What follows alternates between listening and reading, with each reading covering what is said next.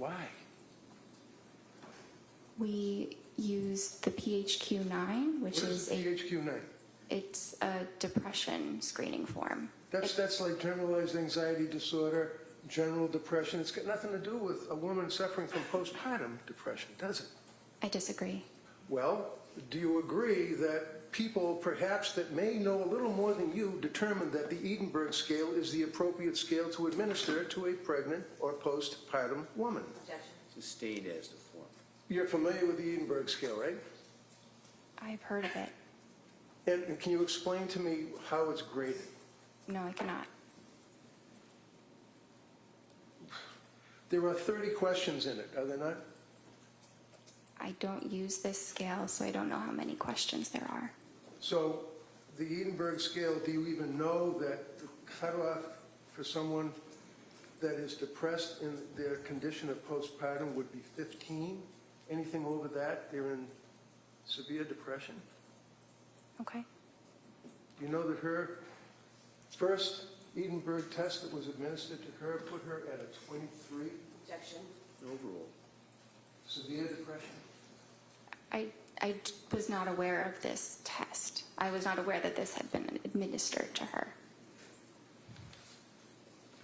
Well, you know that except for the Prozac that she had when she was a nurse, what, 23, 24, 23 years old, she hadn't, other than seeing her own doctor for having the baby, she hadn't seen any doctors. You knew that, right?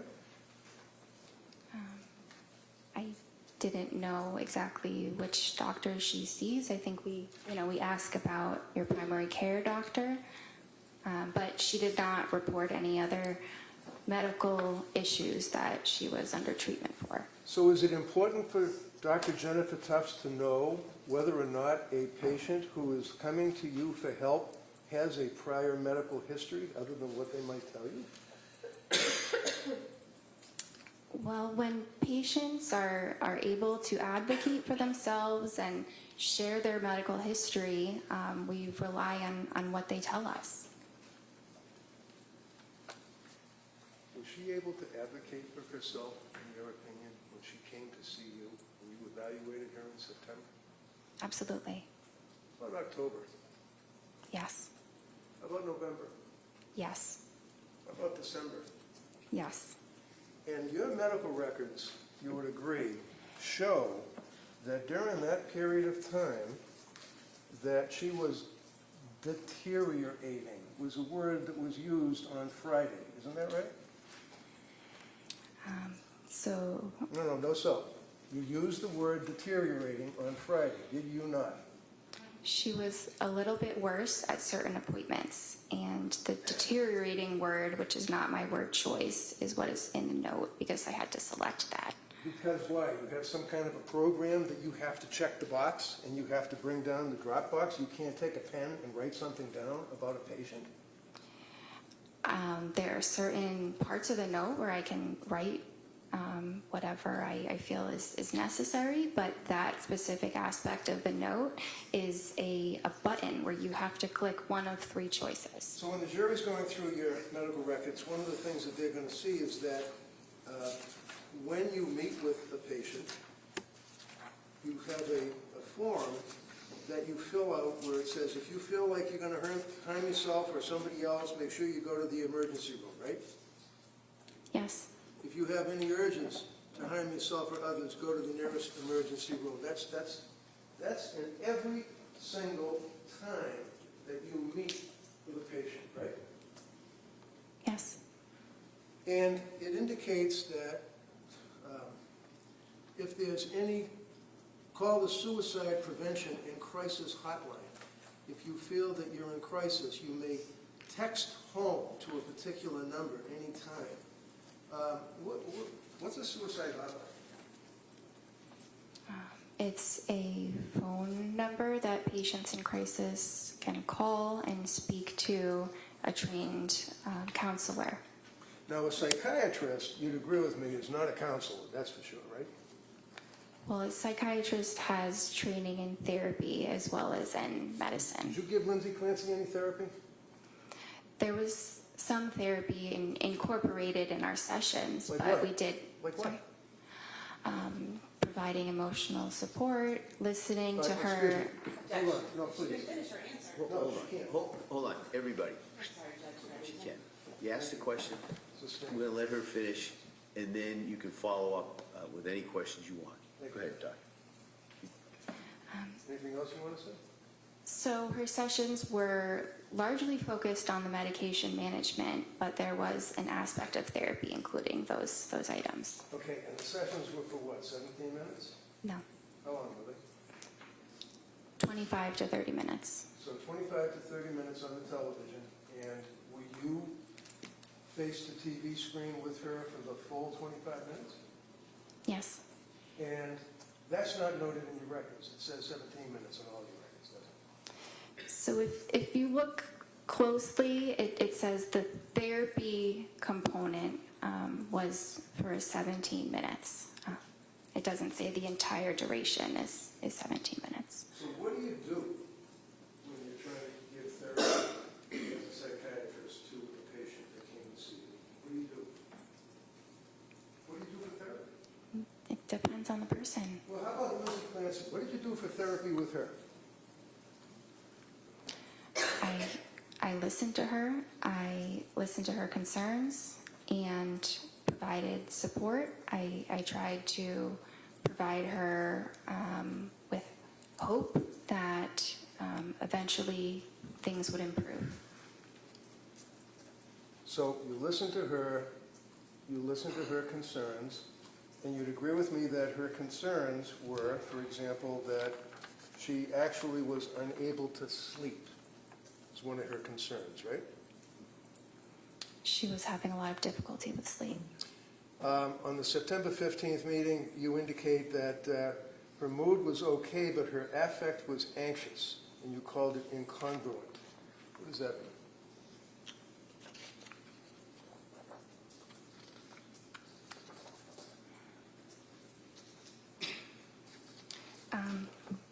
So she said she was feeling okay. She appeared anxious, and she also stated that she was anxious. So one of the things that you talked about Friday is when a patient presents with an incongruent something or other, I don't remember, appearance perhaps, that would mean that they're saying, I'm okay, but they don't look like they're okay, right? Well, it could. I don't think her affect and her mood were really that incongruent at that time. I think that she didn't appear terribly depressed. I didn't say she was terribly depressed in that initial visit, but she said she was anxious and she appeared anxious. That's pretty congruent. Okay. So did you put in the report that she was congruent or incongruent? So that is not an option for me to indicate in that section, but So- it was congruent. You're like a robot. You can't take a pen and write something down. You have to do the drop box and the X's on the computer. Well, if it's on the computer, I'm limited by the options that are up there You're a doctor. Why are you limited? because of the technology. What technology? The fact that there's a form on a computer? You're trying to treat a human being who comes to you for help.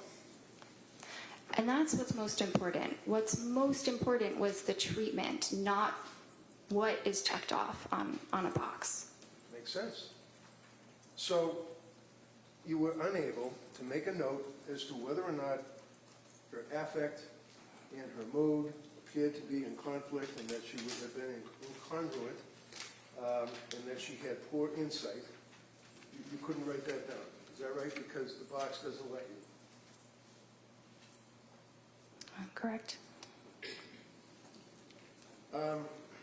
So basically, she's telling you that I'm okay. Well, actually, when she can't, do you know that she never saw, other than when she was in nursing school, would it surprise you, a psychiatrist?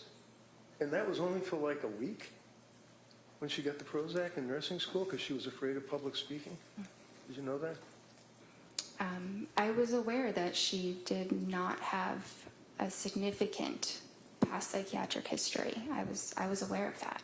Okay, so you were the first psychiatrist that she had the pleasure of meeting. Is that correct? Yeah. I think it was. And isn't that important for you as a doctor to take a history? I did take a history. So can you tell us? You're testifying here for the government. Tell us whether or not she had any past psychiatric history other than in nursing school for a week with a Prozac. She did not report any other past psychiatric history other than the Prozac and Wellbutrin. So when a patient comes to see you and you're treating to help that patient, if they don't report something to you, you don't know about it apparently, right?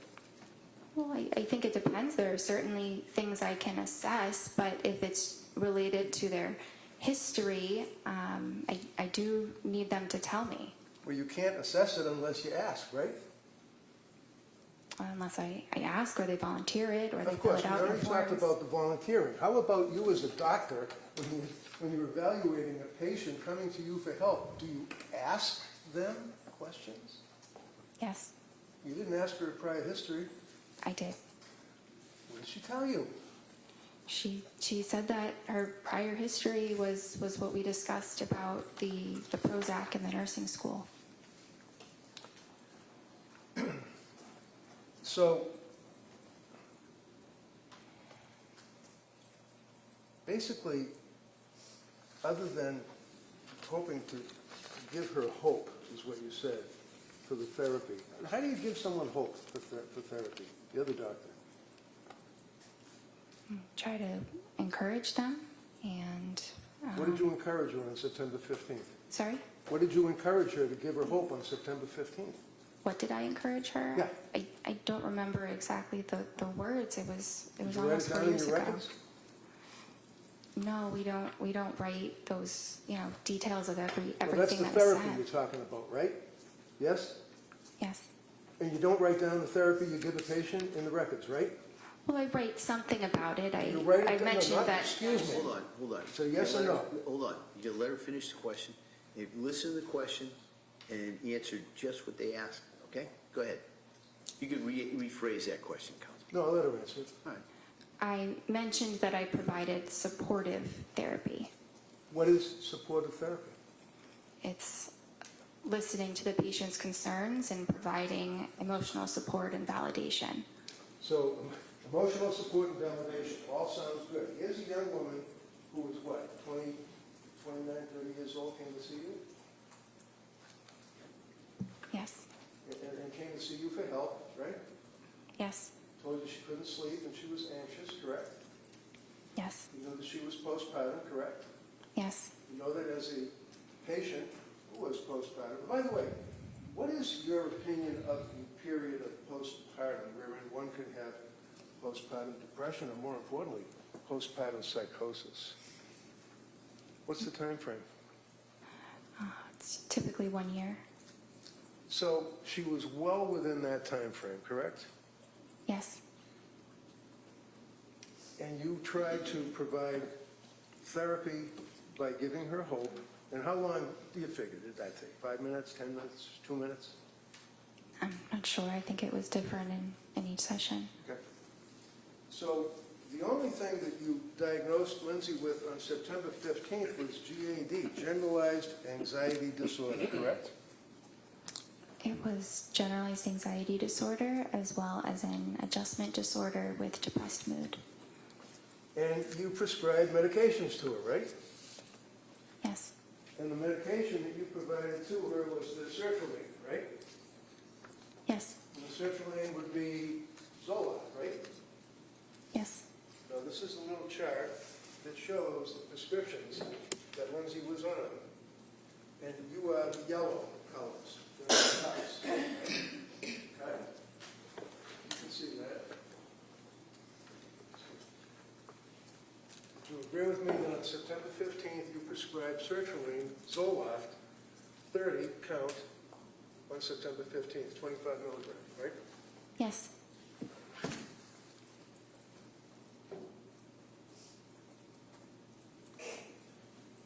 Have you ever read the website for sertraline? The website for sertraline? Yeah. I mean, sertraline, Zoloft, is a chemical that is marketed as a pharmaceutical, right? Yes. Right? It's a pill, right? Yes. And as we said, it's an SSRI pill, correct? Yes. Do you know that Zoloft is not indicated for generalized anxiety? Why'd you give her Zoloft?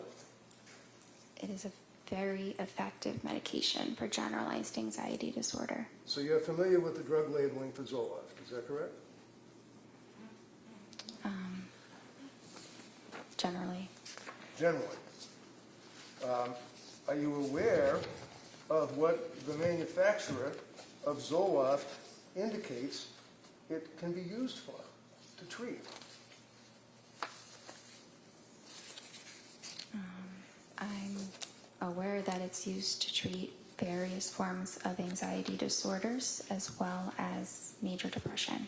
So when Lindsay came to see you, you know that she had stopped breastfeeding her son, right? Not at the time of the first appointment. When did she stop breastfeeding? In October? Something around then. You know that she had little or no psychiatric history other than seeing you, correct? And the Prozac, yes. You know that, in fact, that she had stopped drinking whatever it was that she was drinking, because you never asked, right? I was not concerned about her level of drinking. Well, it's in your form, right? That was at the intake, but Wait, you know that she wasn't drinking when you were meeting with her, correct? yeah, that's what she told me. Okay, and you believe what she told you, right? Yes. So when she sees you, she's not on any psychiatric antitropics or whatever they're called medications, correct? She wasn't on any medication. Correct. And she had stopped drinking anything, whatever it may have been, right? I'm not sure when she completely stopped drinking, but yes. You don't know when she started, when she stopped, what she drank, do you? Well, I was not concerned that she was an alcoholic. That's a yes or no. Did you have any idea? Because we spent a long time on Friday talking about her guilt and having that she drank alcohol. You don't know what she drank, when she started, when she stopped, do you? I know some details about her alcohol use, but it was overall minimal. What were the details then? Tell me what the details were. There was that one little box that was checked off. What other details were there? That she drank 1 to 2 times a week, 1 to 2 servings 5 times a week. And you don't know where, what it was? You have no idea, right? I think she had mentioned at some point that it was calming. It was something that was what? I'm helpful. sorry, Calming. Calming. Okay, Calming. so it was numbing. It was like trying to numb something, I guess, right? That's one way of saying it. I mean, I imagine you've treated veterans that had post-traumatic stress disorder, right? Yes. And would you agree with me that many times when people have an anxiety disorder or PTSD, whatever the case may be, they try to numb their feelings? Is that fair? Sometimes they do. And sometimes they use alcohol, right? Sometimes they do. But we don't know what alcohol. We don't even know if it was a beer, do we? I didn't think that was relevant for her. So, with all of that, with that information, you then prescribed Zoloft to her, correct? Yes. You went over the side effects of Zoloft, sertraline, I imagine, with her, right? Yes. Did you tell her that one of the known side effects is suicidal thoughts and actions and ideation? Well, that's specifically in children, so I don't think I mentioned that because it wasn't relevant. Not really. Suicidal ideation and homicidal ideation, there's a black box warning on Zoloft, along with other SSRIs, right? Under Yes age, or no?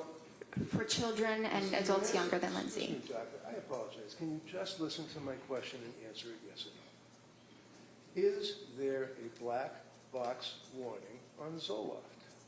Yes. Okay. And a black box warning is required or prescribed by what, the FDA? Probably. Probably. And it basically warns that, especially with young people or young adults, that it may cause suicidal or, God forbid, homicidal ideation. Yes? Yes.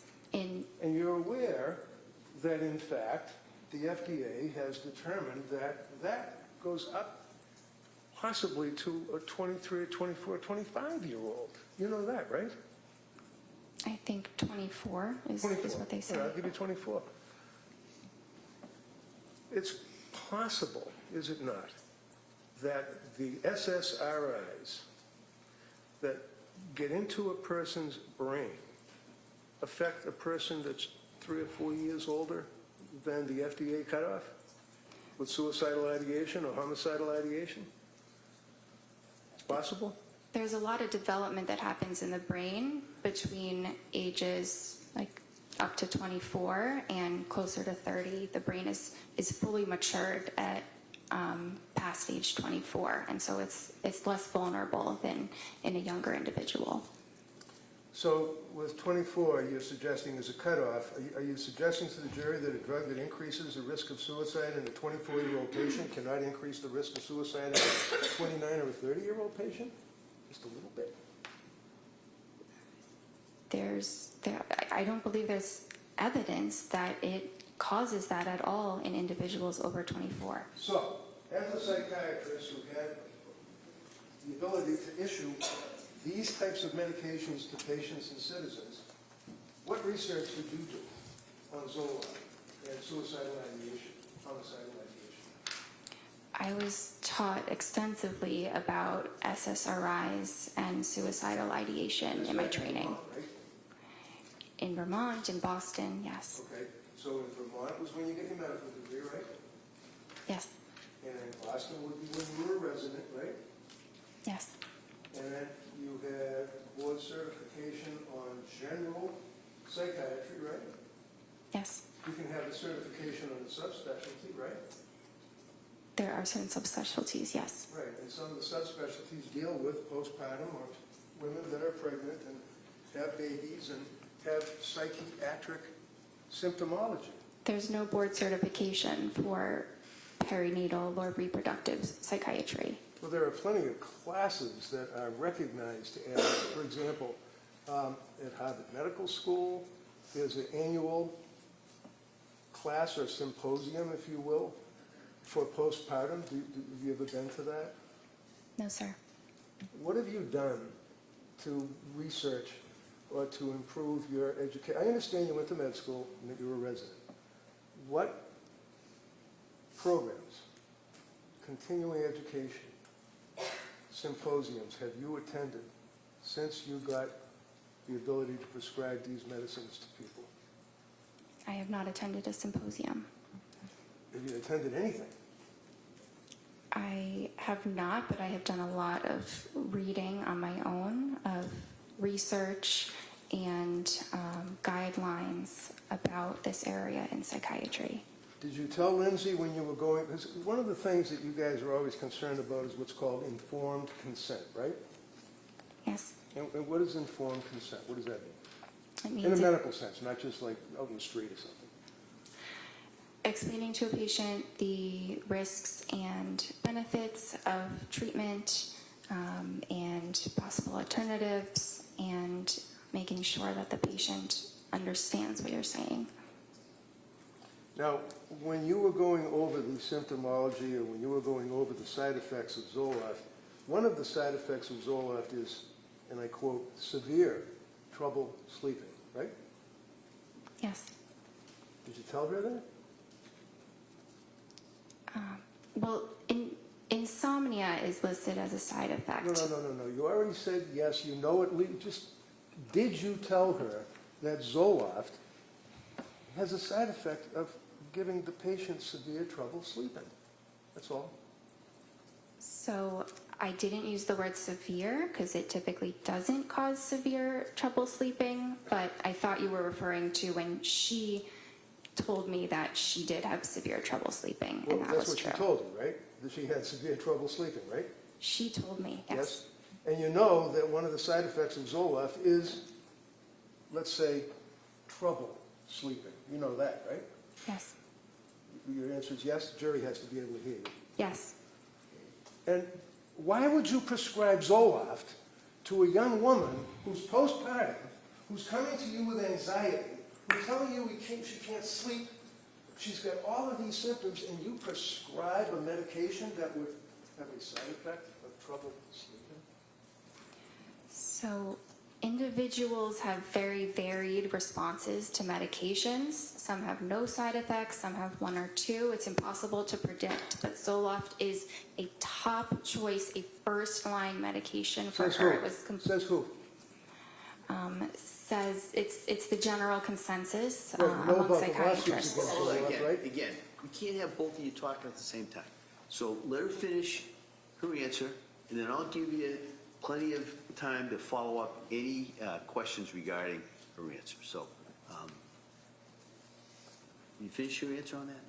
There's extensive research supporting the use of sertraline in this instance, and the general consensus among psychiatrists is that it's a first-line safe medication for individuals, including postpartum women. How about the kids that shoot other kids in high schools and the lawsuits that come out of that against Zoloft? You ever read about them? Overrule. Sorry? You didn't hear me? I wasn't sure what the question was. The question was, in response to your observation about how all the psychiatrists or the psychiatrists think that it's a very, very safe, wonderful first-line drug, and you researched it. How about the kids that kill other kids in schools with the lawsuits that arise out of the use of SSRIs? Have you ever researched that? I don't know much about that. You know about the SSRIs and messing with someone's brain, they go out and they shoot people for no reason, right? I'm not aware that that's linked to SSRIs. So you didn't really talk to her about increased risk of suicide, and 24-year-olds are down because she's 4 or 5 years older than that. You didn't talk to her about the trouble sleeping that can be a side effect, but you described there's other drugs that you could have given her that would be perfectly safe and calming and allow someone with no psychiatric history to sleep better, right? Not necessarily. Okay, so you prescribed her with the Zoloft. It was 25 milligrams, right? Yes. And when you prescribed her with the Zoloft, 25 milligrams, was that increased up to 0.05 milligrams, or did you increase it at some point? The instructions were to increase it to 50 after 1 week. After 1 week. Yes. And you expected that she would listen to your instructions, right? Yes. And she did, right? She waited about a month, but then yes, she did. Why did she wait a month? I think it took her some time to decide whether that was truly what she wanted to do. Right, she was afraid of the drugs, wasn't she? She was afraid of side effects. And she didn't want to take the pills, did she? She eventually did want to take the pills because she wanted to feel better. A month later, right? Yes.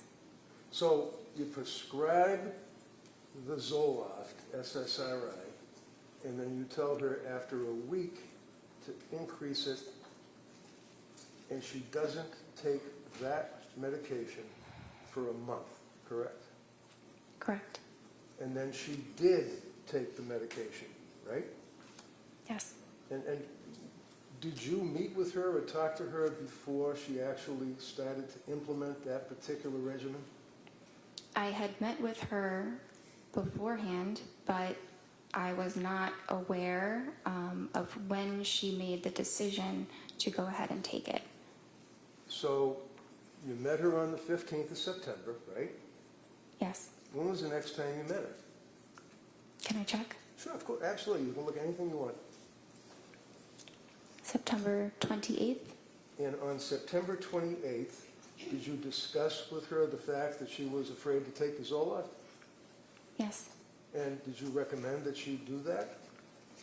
Well, she said that she was feeling better at that point and wasn't It's a sure. real easy question. When you Okay. talked with her, did you recommend that she increase or take the Zoloft? At that visit, I don't think that I did. Okay. So when did she actually take the Zoloft?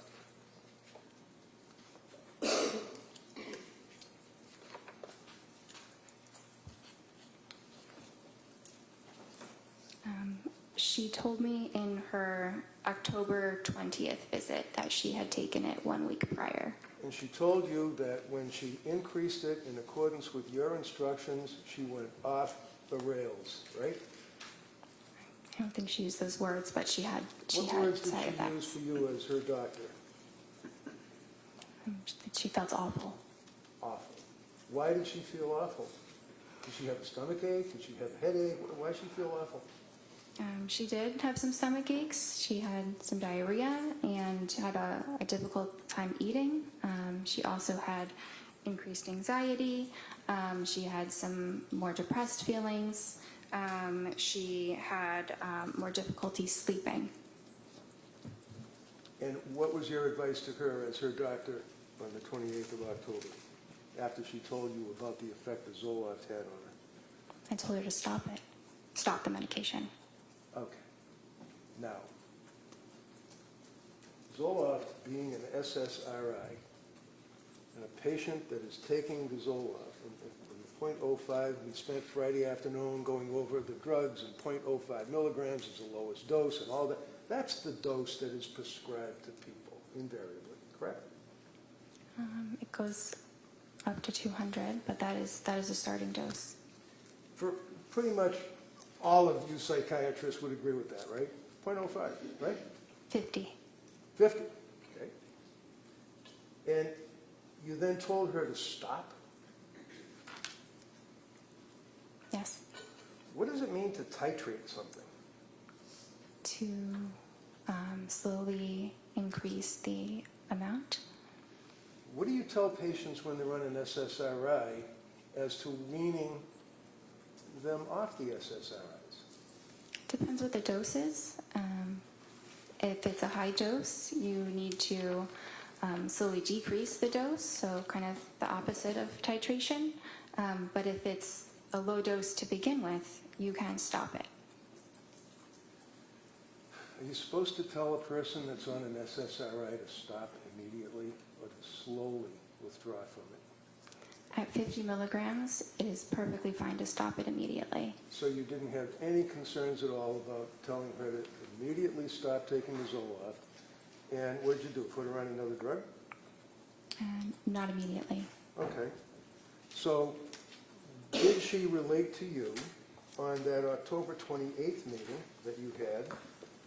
Was it the 28th or the 26th? I met with her the 21st and then the 26th. Okay. Now, on the 26th of October, what did she tell you her condition was? So she was feeling back to how she was before the Zoloft, which is not great still, and that she was considering a new medication. So she was considering it. Did she do research on medication as to what medication she wanted to take? Is that what you're telling this jury? She didn't specify exactly what medication she wanted to take, but that she wanted to try something else because she was still having significant anxiety. So when you say she wanted to try something else, I'm just asking, did you tell her what you recommended she try, or is that something that she decided she'd do on her own? No, I gave her my recommendation. Okay. The only reason why I ask that is that, a lot of times people might think that she's a psychopharmacologist, that she's a heart surgeon, that she's a vascular surgeon, that she knows everything about medicine. That's not true, is it? No.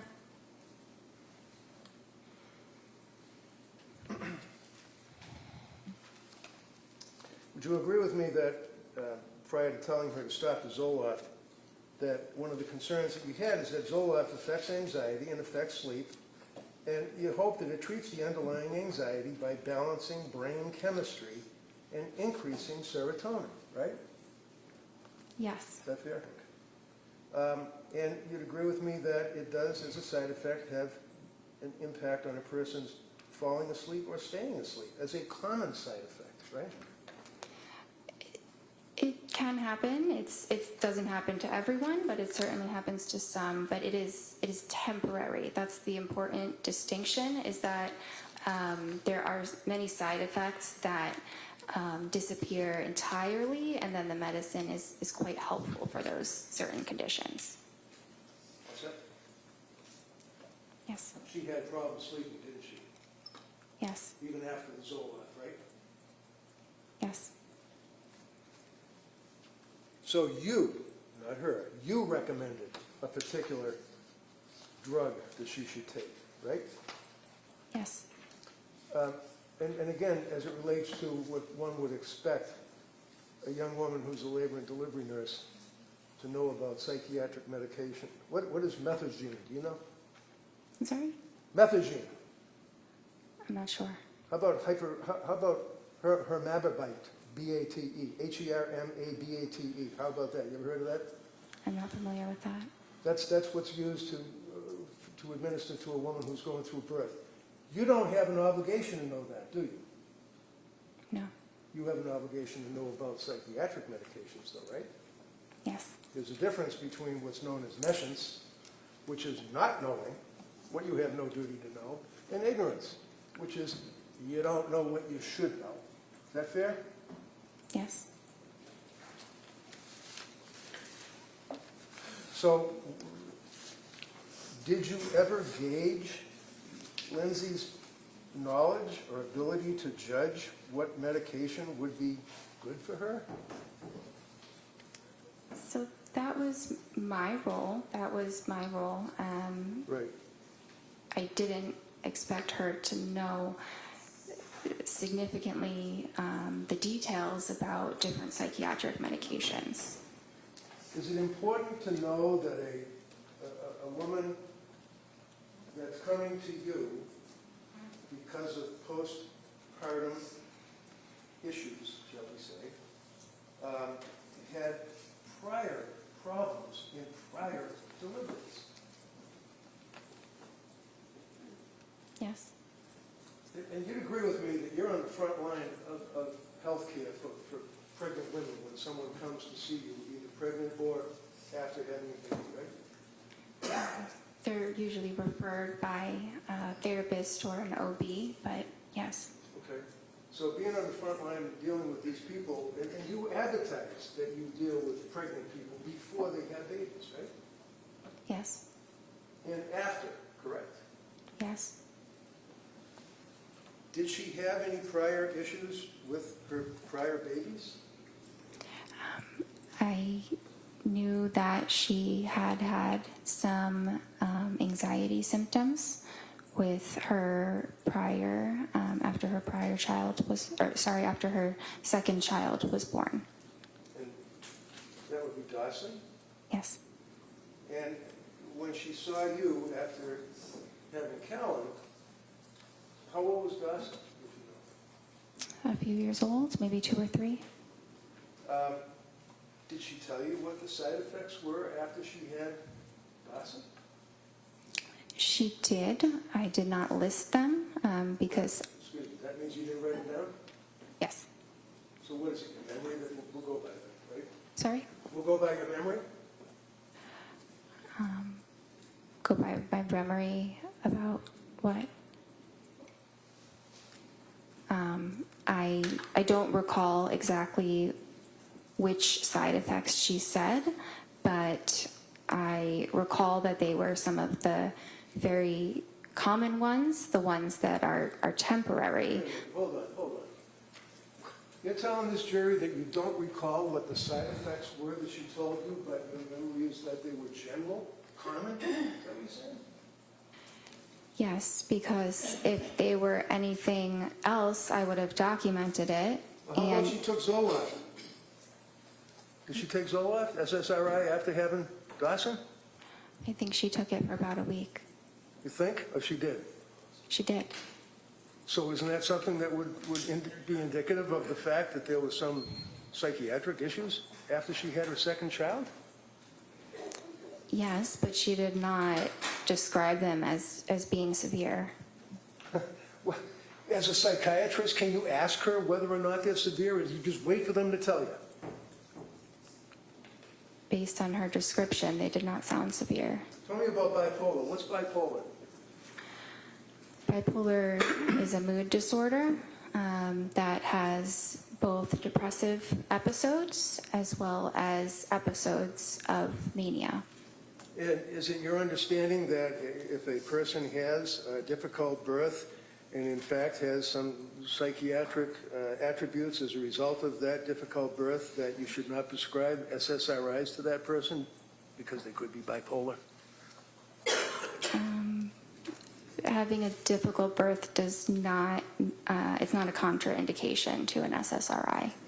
So after she had her second child, she took Zoloft, and you did not detail any side effects, and you don't remember any side effects. Do you agree that Lindsay had, at this point, a history of mental problems during postpartum? She had a history of anxiety postpartum. Anxiety to the point that she was prescribed an SSRI? Yes. And she also had mental problems when she came to see you, right? Yes. So she had mental problems after she had the second child, mental problems after she had the third child, correct? Yes. And you'd agree with me that this is not easy stuff for somebody to be talking about. People get embarrassed in our society if they have mental problems, don't they? Some do. She did, didn't she? I'm not sure. So, not documenting any of the side effects, did you think it would be important to document the side effects of the drug before you prescribed Zoloft a second time? She's telling you that she had, you don't know, but she had side effects with Zoloft. Was it important for you to document the second time that you're giving her Zoloft? I did not feel that it was necessary to document the specific side effects. So if someone comes to you as a person who is in postpartum and is all the symptomology that she had related to you, that if she told you that she was on Zoloft after her second child and had side effects, you don't think it's important to document the side effects, number one, right? It depends what the side effects are. Which we don't know because you didn't write them down, you don't remember it. I would have written them down if No, they not were. what you would have done. What did you do? No, overrule. Go ahead. I would have written them down if What did you do? I wrote that she had side effects. What are they? I'm not sure. And then you prescribed Zoloft again, didn't you, in 2022? Yes. Do you recall, in the period of September of 22, October of 22, into November of 22, that she used the word overwhelmed, told you that she was overwhelmed? Is that correct? Sorry, which visit are we looking at? Well, the period of time, September, October, November, did she use the terminology that she was overwhelmed? Yes. Okay. And when you were treating her, you didn't think that she was just merely overwhelmed with 3 children. You knew she was really struggling, didn't you? I did. And it was at that point that you diagnosed her with a psychiatric condition, and you prescribed psychiatric meds. Isn't that right? I prescribed psychiatric medications, yes. So when you prescribed the Zoloft and told her to increase it, she told you that she was having all these difficulties. You told her to stop. Did you give her therapy when you saw her? Yes. What did you do? I think that I provided Again, I reassurance. apologize, but not what you think. I want to know what you did. And that's why you write stuff down. So take your time and look at your notes. What did you do with this young woman for therapy? On which day? On what?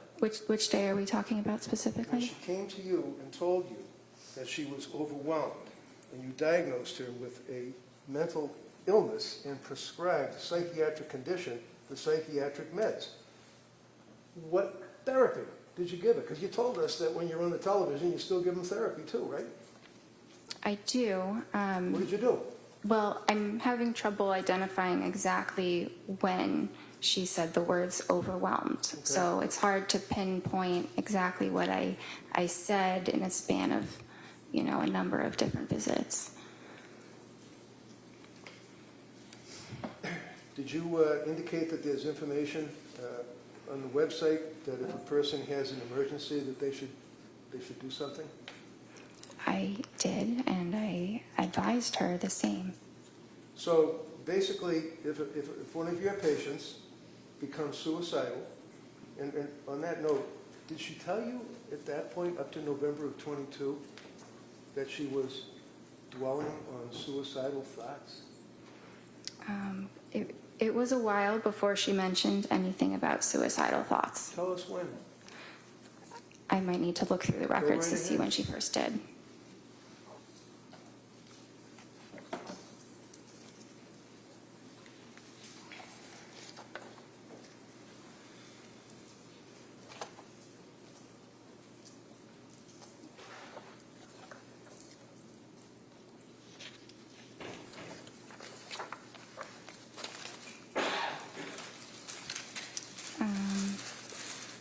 December 1st. So on December 1st, what did she tell you? That she denied feeling suicidal, but that she was close to feeling suicidal. That's kind of like being a fisherman out in the ocean who's worried about the possibility of a storm and is thinking about the storm and is dwelling on the storm, almost in fear of the storm, right? Objection. No rule. Isn't it? I guess. So when she tells you that she's, and I don't want to put words in your mouth, what did she say? She's having suicidal thoughts, or what did she say? All close to it? She denied having suicidal thoughts, but felt that she was getting close to it. Okay. So she was dwelling on it or thinking about it, right? Is that fair?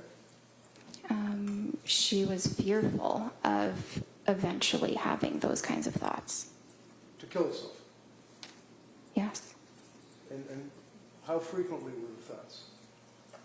I'm not sure exactly how frequent they were. Did you ask her? It's Sorry? very likely that I did ask her the frequency. Wouldn't that be in your medical records? When you see some patients, you have some patients other than Lindsay Clancy at that point, right? Yes. And you document when a patient, my God, when a patient comes in and tells you that she's in postpartum distress and she's close to having suicide thoughts to kill herself, that's important, isn't it? It's important that I am aware that she's having these thoughts, What thoughts? that she is fearful she could become suicidal. And she told you, I imagine, or you asked, how frequently these thoughts were. I don't have it documented how frequently they were, but that is a question that I usually ask when we're talking about suicidal When we're thoughts. usually testifying on a murder case, we usually have facts that we can tell a jury, not speculation. Objection. Yeah. Sustained. Did she tell you, or did you ask about suicidal thoughts? Yes. What did she tell you? If you don't know, tell us. No, I know, sorry, but it's what I said before, that she denied having them, and she wasn't having them, we were meeting, but she felt close to it, close to having those thoughts. Okay. So would you agree with me that many times patients, especially psychiatric patients, may minimize their symptomology? Patients sometimes do. And sometimes when a woman has just had a child and has other little kids at home, that they're worried about the government taking kids away from them, because you're a mandated reporter, aren't you? Well, it's just the overall. You're a mandated reporter, aren't you? I am. And if she told you, I'm having suicidal thoughts, I'm close to it, and homicidal thoughts, you'd report that, wouldn't you? Not necessarily. I think it really depends on the context, but having suicidal thoughts alone is not a reportable condition. All right, so basically, we know that she was close to having suicidal thoughts to kill herself, whatever that means. We don't know how frequently she was having them. Yeah? Today, I don't know how frequently, but at that point, I believe I did know how frequently they were. Oh, okay. So as a result of that, you then gave her therapy, I imagine, right? Through the television. Yes. And what therapy did you give her in November of 22? I gave her supportive psychotherapy. And what does that mean? It sounds great. What do you do? It's listening to the patient and providing. Sorry? Listening to the patient, like when they say they're having, Hold on. Sustained. Next question. so, She could finish the answer. Right. Next question. thank you, Judge.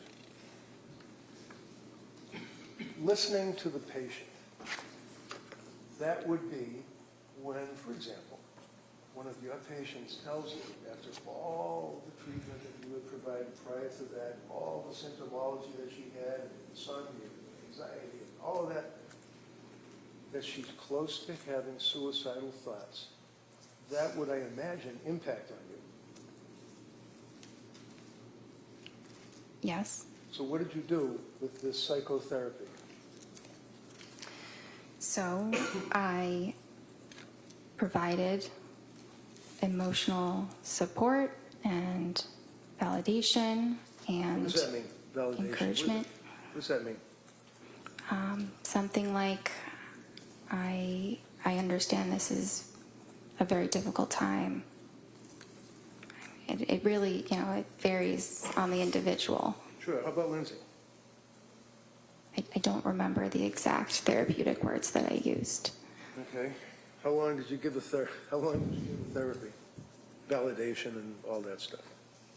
I don't remember exactly the duration. Be about 10 minutes? Maybe Through the television, right? through the computer.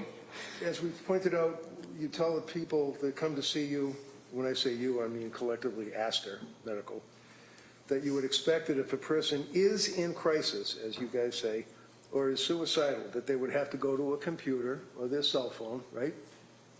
They would have to punch in your office, right? Look up the number?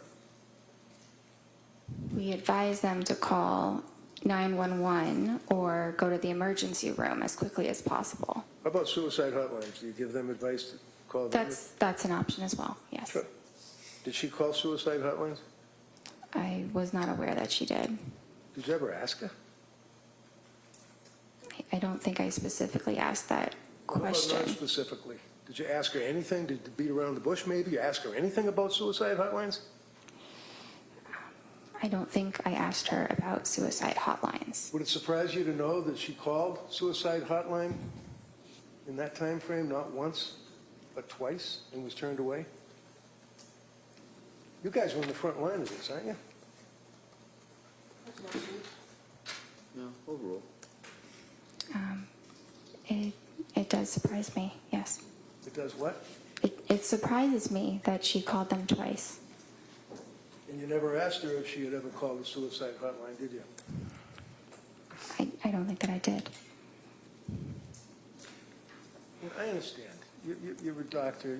You were trying to do the right thing. You obviously, this is just horrible, isn't it? Yes. She continued on with her treatment with you, correct? Yes.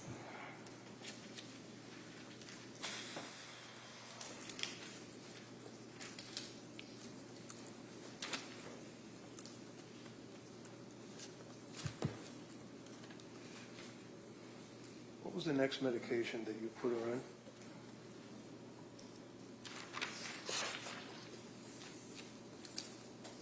say we're up to, I guess it would be the October 26th date? Yeah. Is that right? October 26th. Is that when you prescribed Ativan?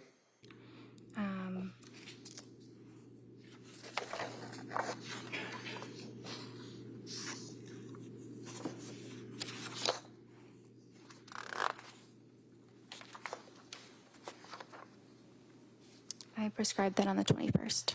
Sorry? I prescribed the Ativan on the 21st. All right, did you prescribe anything on the October 26th appointment? Yes, And what was that? buspirone. Buspirone.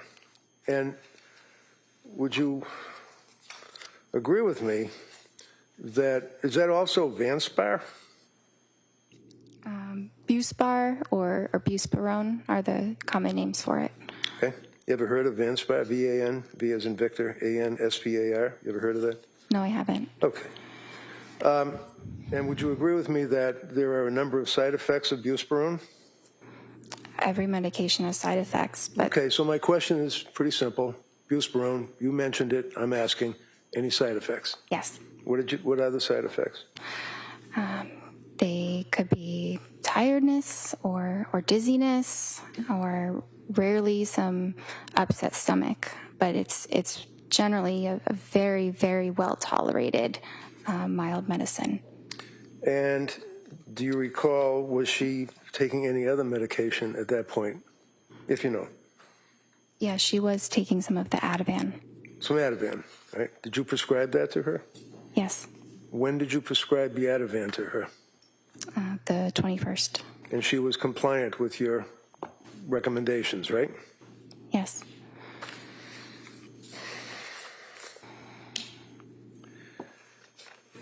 Was she also reporting to you that she was taking Benadryl, like over-the-counter stuff? It was being used as needed, yes. So that's PRN, on the record is PRN or whatever, you take it as required, right? Yes. And she reported to you that she was taking Benadryl, right? She reported that, yes. And you didn't document how much she was taking, right? It's only available as one dose over the counter. Okay. Did she re-up the dose over the counter? Do you know? She didn't tell me that she did. Did you ask her? I don't remember asking her about if she increased it. I think she was just taking one of them. You think? Did you know that Ativan and Benadryl are contraindicated, that they can have a serious impact to the central nervous system and depressant effects? Yes, but can I explain that when they say depressant? Excuse me, the answer is yes, right? Is the answer yes? Yeah, if the answer is yes, if that's the question, the Commonwealth may be able to ask you further questions if you'd Okay. like. Well, I can't say yes to that entire statement. All right, next Did question. you discuss anything about Benadryl combined with Ativan on October 26th? I don't recall.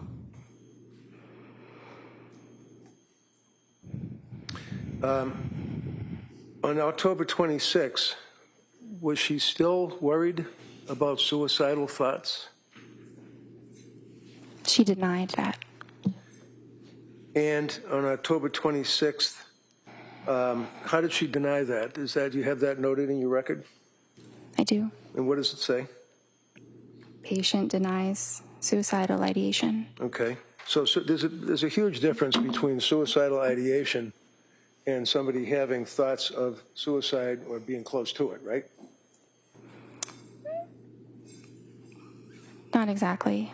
Well, you knew that the last time you spoke to the woman, she told you that she was close to having thoughts of killing herself, right?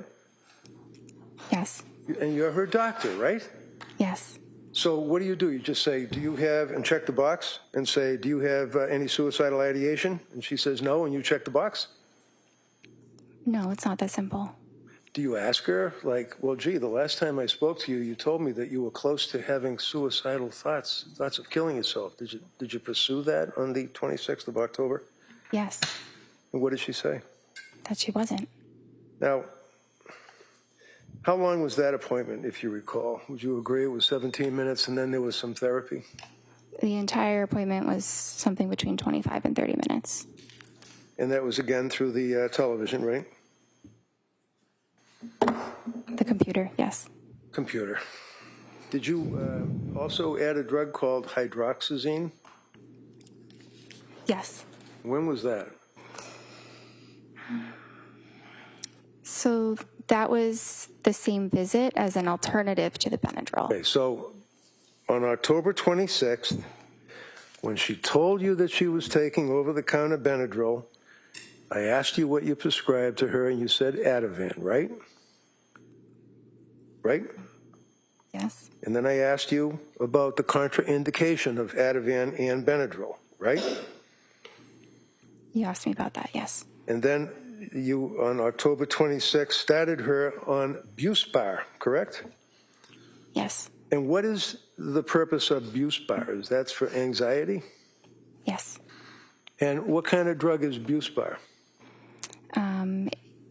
It doesn't really fall into a class, but it does act on serotonin. So it's another, similar to an SSRI, right? It's kind of like a more mild version of an SSRI. Okay.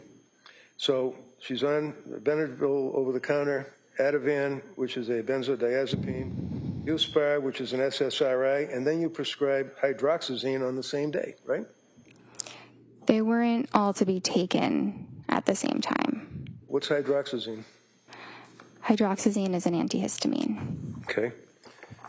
Is that over-the-counter, or is that, can you just buy that over-the-counter, or do you have to go to the back where the pharmacist is? You have to go to the pharmacist. Okay. And as far as you're concerned, she was taking the medications as she was required, right?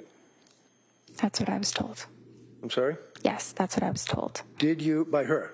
Yes. And did you at any time tell her that she should keep a diary of her medications and keep a diary of any side effects that she has?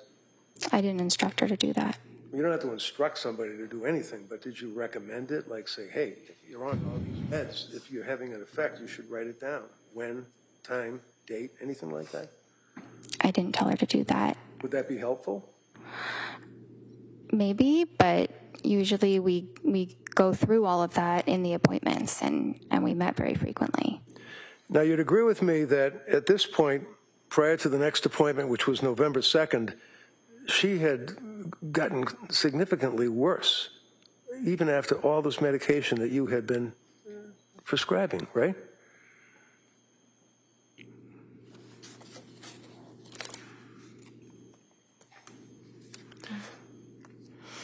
Did you make a note that she was telling you that she had depression and that she was crying, had more anxiety, insomnia had increased, brain fog, and worrying about suicide?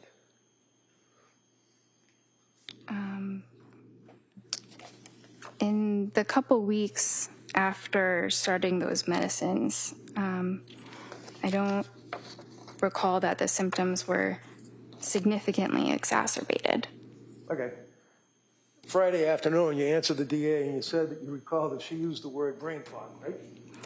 She used that at some point. I don't recall when. Okay. What is brain fog?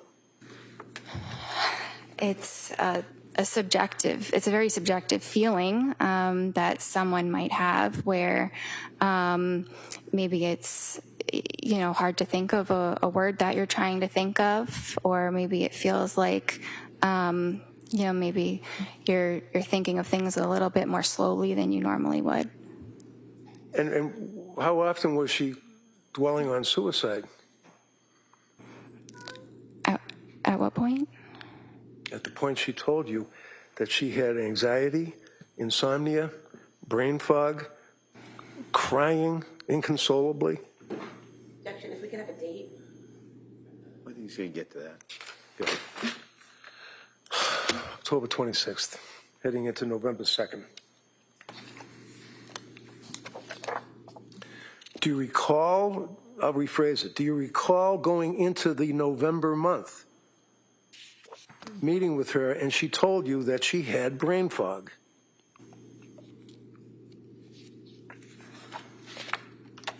It was mentioned at some point. I Okay. don't see that on the 26th specifically. All right, so let's talk about brain fog. Did you ask her what that meant? Because when you say subjective, that means that's her interpretation. That's in her head. She's telling you, right? Yes. As opposed to objective, which would be what people in general would think, right? Yes. So when she's telling you, in addition to the anxiety, in addition to the crying, in addition to the stress that she was undergoing, she was worrying about suicide, she talked about brain fog. So you must have asked her, what does that mean? Subjectively, what does that mean? Subjectively means in the patient's, own opinion. That's what their experience is. Okay, so she's the one that's inside her head, right? Yes. So what were the symptoms? What is it? When a patient tells you that they have brain fog, is that something you would consider as being a potential side effect of the medications that you would put her on? It depends. On what? I mean, sometimes it could be, and sometimes it could be unrelated. It's a symptom of depression as well. So sometimes it's hard to tell what it's attributed to.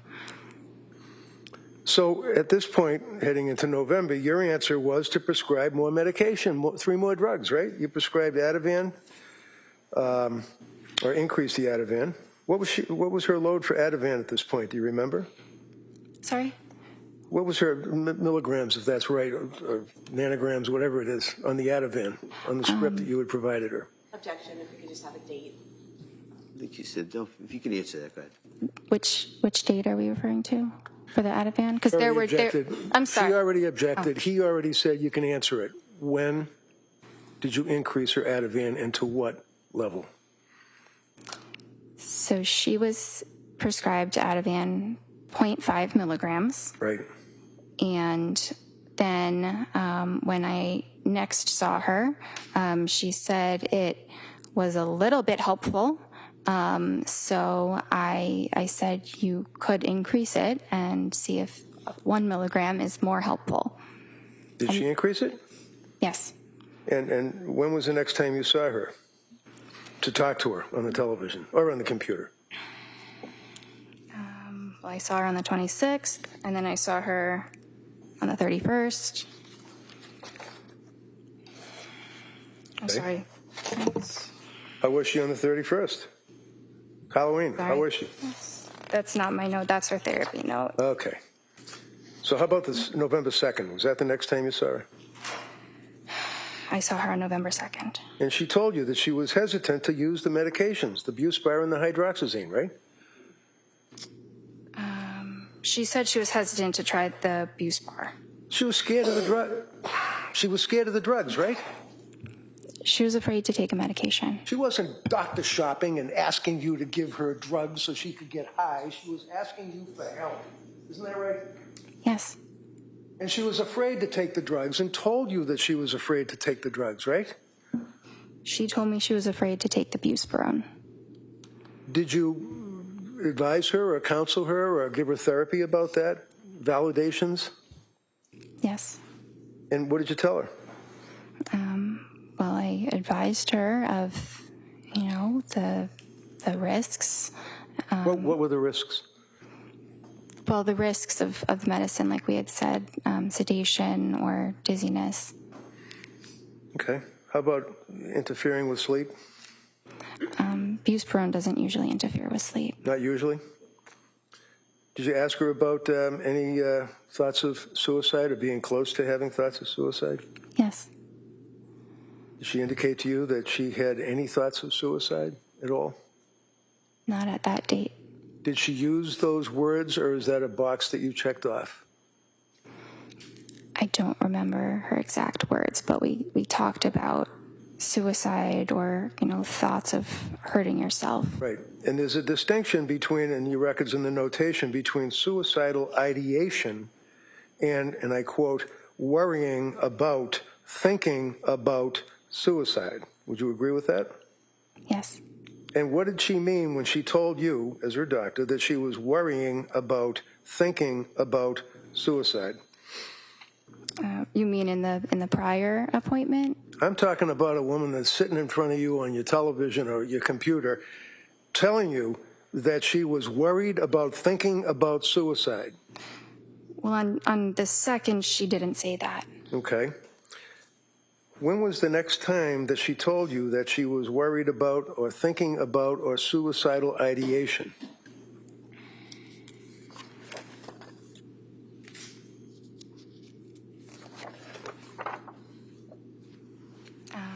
That was the December 1st visit. Okay. So go back to the November 2nd visit. Would you agree with me that she, after you talked with her for that period, however long it was, that you then brought up 4 medications to her, recommending that they might be safer, and I quote, safer alternatives? Would you agree with that? I see the word alternatives, not Okay. safer alternatives. Do you remember talking to her about Remeron? Yes. Did you recommend that she take Remeron? No. Did you ever prescribe Remeron? No. And is that mirtazapine, as far as its generic name? Yes. And Remeron is an antidepressant, isn't that right? Yes. And you did not feel that that would be an appropriate medication for her to take at that time? It was a very reasonable option, but we didn't decide to start it. So is this a collaboration? In other words, you and the patient, you would both make a decision as to when to start a drug? Or is it your decision and advice to the patient? Well, it's ultimately my decision, but the patient's thoughts about the matter are very important. At the end of the day, the patient has to go home and take it themselves. I'm not there to ensure that that is happening or not. So you had a November 22nd appointment, right?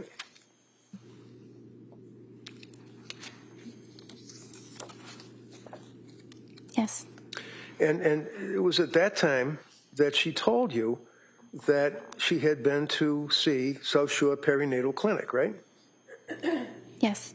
And did she tell you why she was seeing someone from the South Shore Perinatal Clinic? I think she told me that it was because they were exclusively focused on treating perinatal conditions. Yeah, but so were you, right? Not exclusively. I'm a general psychiatrist. I see. And did she mention the name of any doctor or nurse practitioner that she was seeing at the South Shore Perinatal Clinic? Yes. Who'd she mention? I think she said something about Julie. Paul? Yes. Okay. And a woman by the name of Nurse Gelada? I heard her name a little bit later, but Okay. yes. Did she advise that, in fact, by script, she was using Ativan and Benadryl, and you told her to taper off the Ativan at that appointment, right? Had she tapered off the Ativan? I think I had told her I gave her a prescribed taper prior to that appointment. What does that mean? What does that mean, you gave her a prescribed taper? So I told her that she should reduce her dose by 0.25 milligrams every 2 weeks until the medication was stopped. Did she do that? I mean, I don't believe that she completely stopped it, no. No? You don't believe, or she didn't? Well, Trying to give the jury facts. Yeah, she said she was taking Ativan, so no, she didn't completely stop it. Had she tapered? I'm not sure how much she had reduced the dose because I wasn't prescribing it again. Right. So did you know that she had been, or had she been, to any emergency wards between that period of time that you last saw her and when you were seeing her on this meeting? I know she went to the ER, but I think it was after that. Okay, which ER did she go to, do you know? I think she went to Mass General Do you know why she went to the ER? because of depression. So was she treated at the ER? Did they make any, to your knowledge, as her doctor, make any recommendations? I'm not sure what they told her. but they ultimately Go ahead. discharged her. They didn't admit her. Go ahead. Sorry. That's all right. Was she put on any medication? Not from the ER. When you looked at the records from South Shore Perinatal Clinic, what did they indicate about suicidal ideation, worrying about suicide, close to suicide, anything? I didn't have access to those records. You're going to keep your voice up so everybody can hear you. You what? I did not have access to those records None. because we're a completely separate clinic. Seriously? Objection. She's visiting with you as a patient and you can't access her medical records? Is what you're telling this jury? I did not have access to them, no. Could she have signed a release, a HIPAA form?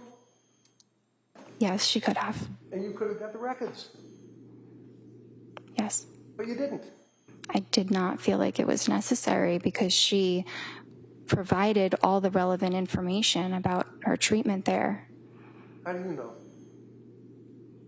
She's got a mental disease and she's suing you and she's on all this cocktail of drugs. How do you know that she is an accurate historian at this point in her life?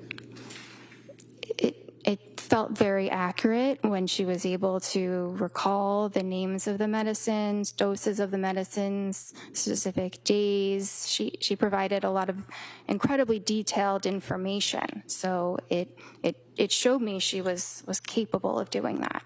So when you talked to her husband, Pat, how many times did you talk to her husband, Pat? I think The guy was living with her. I think it was once. And he came to your office, right? No, he didn't. He got on the television or on the computer screen, right? Yes. And when was that?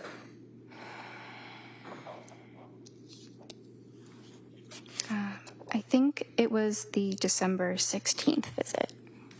So let's. Reddington, why don't, before we get to that, Okay. probably a good spot to stop. We're going to take the morning recess, and then we'll come right back. Okay? Court, all right. Sure, please close your notebooks, facing on your chest.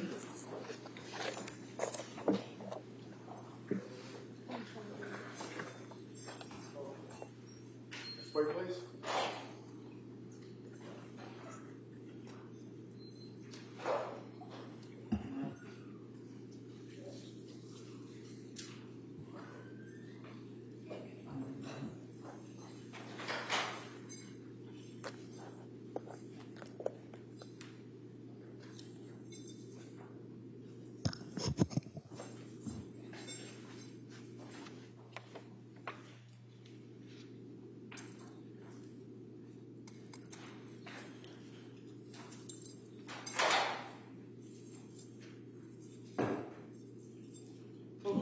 Exit outside, she's.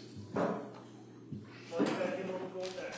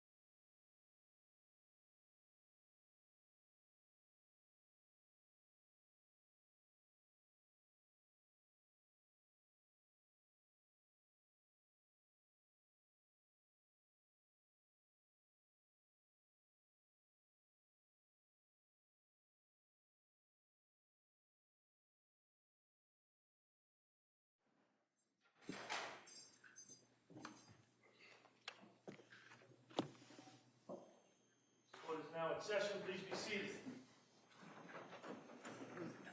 You all set for the jury?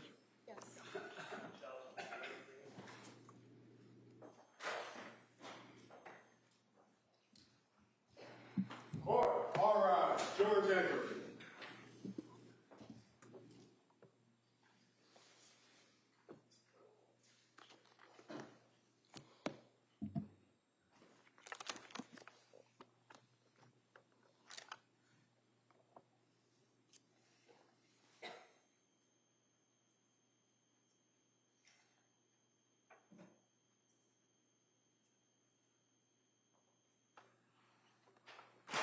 This court is now in session. Please be seated.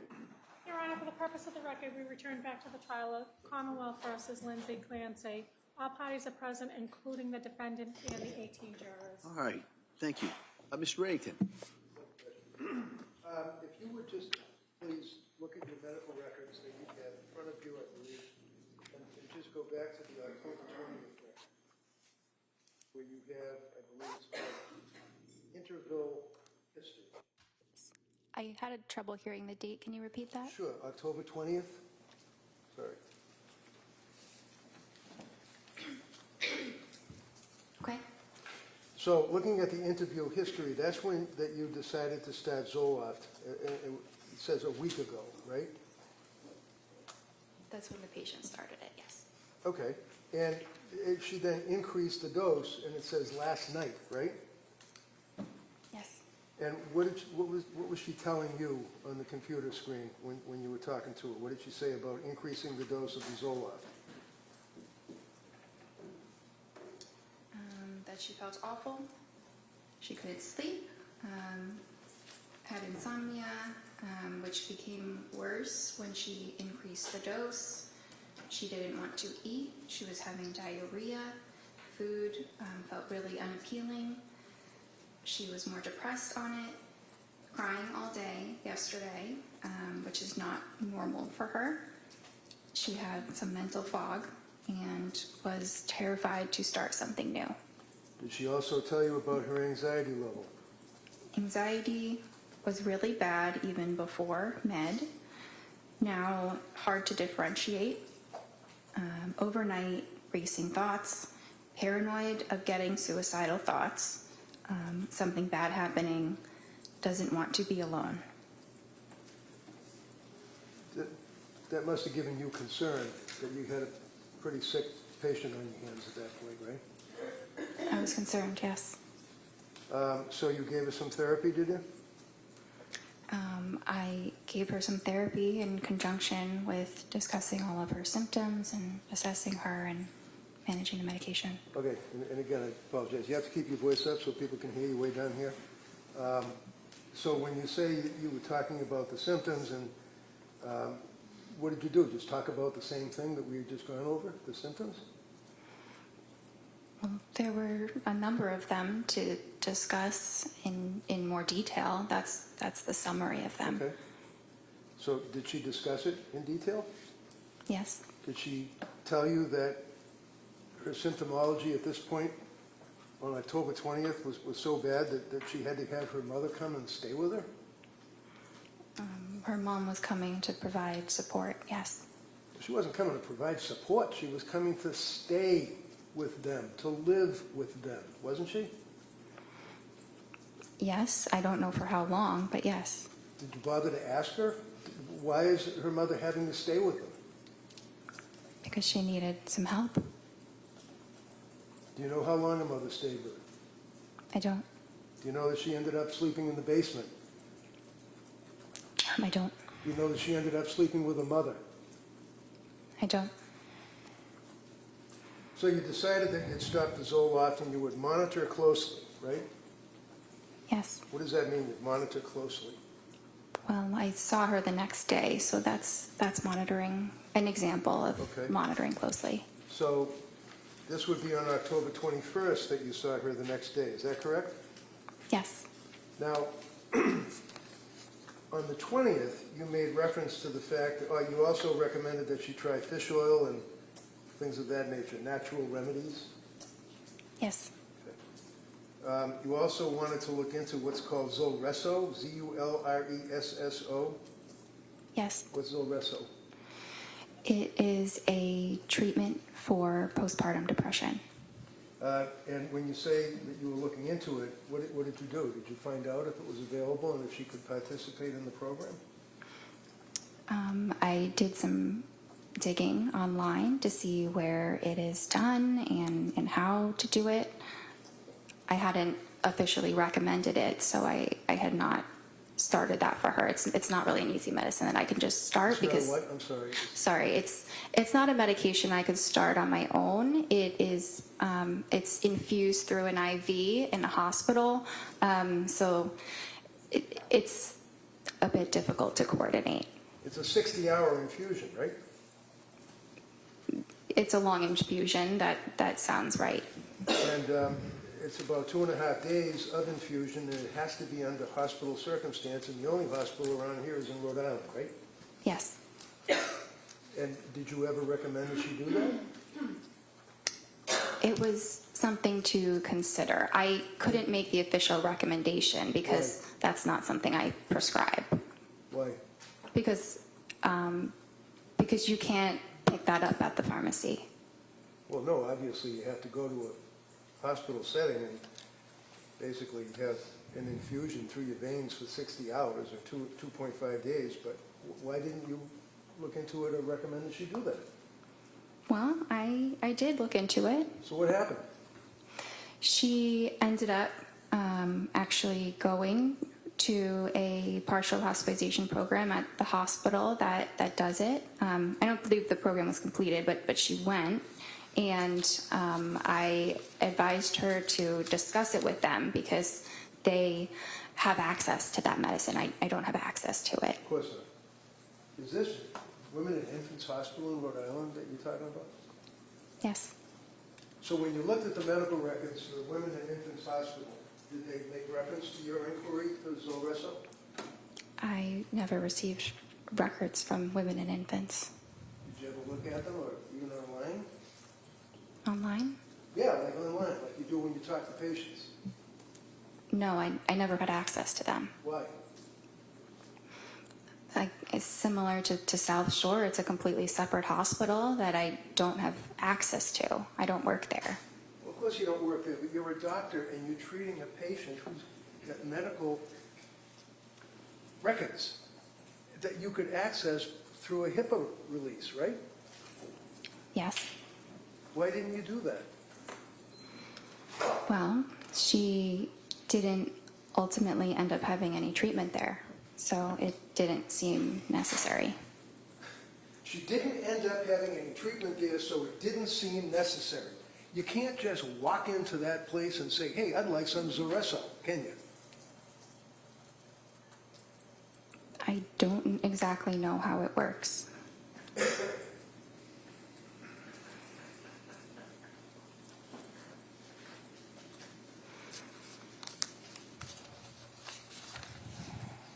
And then again, on that date, which would be October 20, when the jurors are looking at the records, you checked off the boxes again on objective findings, mental status exam, appearance, speech, things of that nature, correct?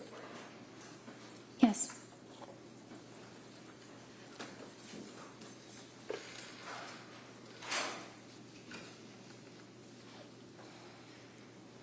Excuse me for 1 minute, Judge, jurors.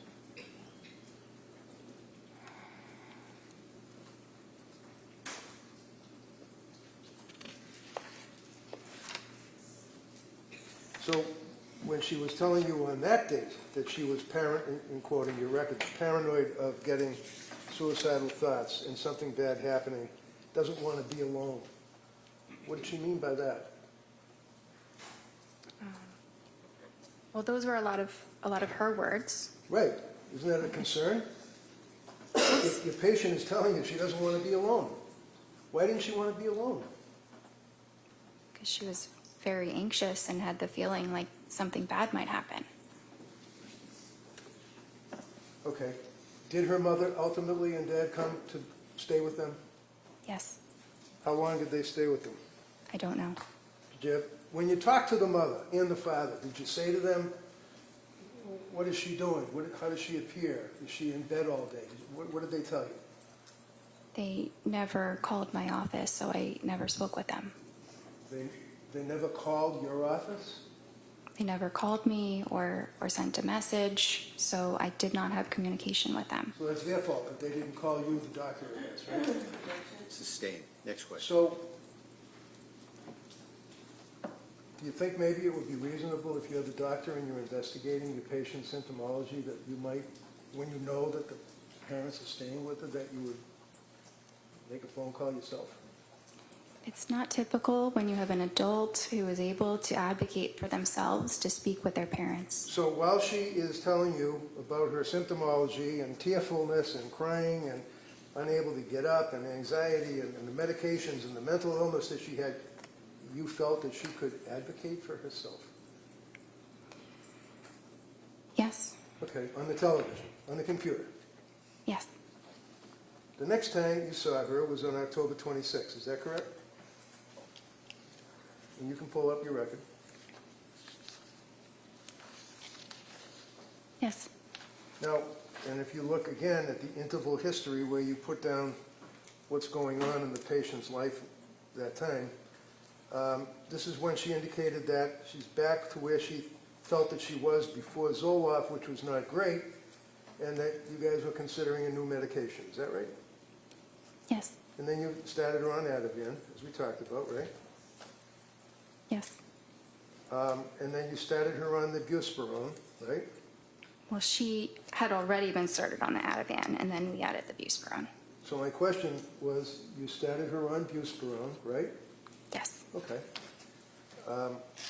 And also you added hydroxyline as needed, right? yes, And you continued the Ativan, correct? yes, Did you discuss side effects with her at that point? yes, Did you also discuss starting Remeron or pregabalin? yes. What did you tell her about Remeron and pregabalin? I don't think I went into any detail about those medicines, just that those might be things to consider in the future.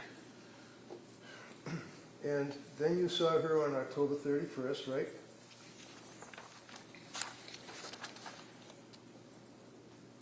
That was her,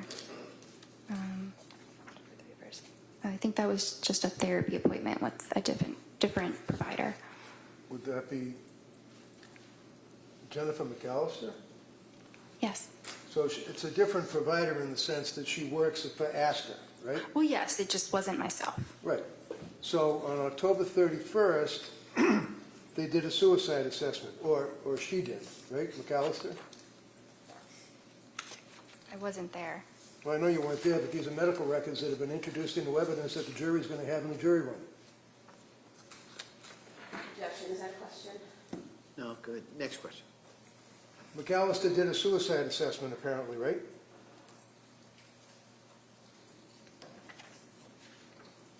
I'm sure she assessed No, for no, no, look suicide. at the record, please, Where do you see it? Sorry. where it says suicide assessment.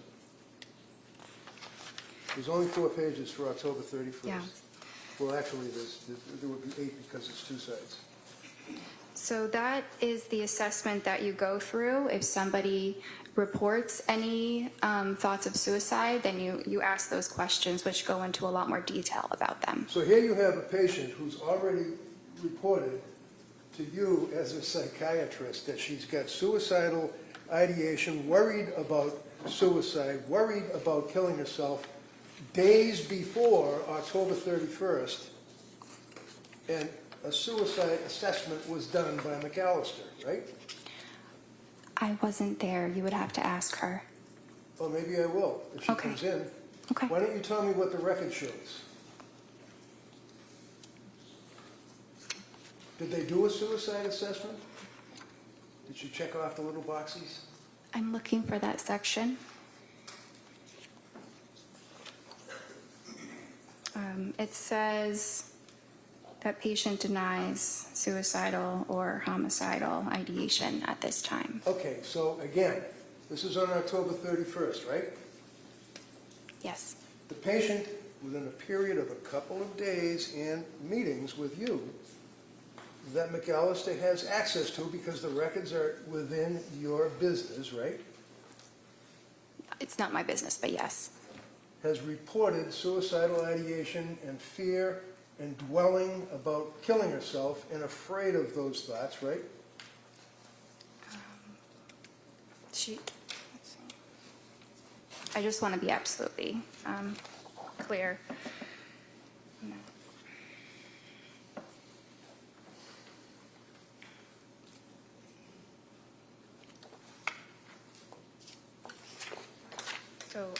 So yes, a little Yes, while yes, yes. earlier, she had voiced those concerns. Right. So as a result of voicing those concerns, is it your understanding that McAllister did not do any of the suicide assessment questions because Lindsay reported that she wasn't suicidal? It appears that she asked about Right, you already suicidality. told us that. I'm asking you about, excuse me, she's not. Hold on.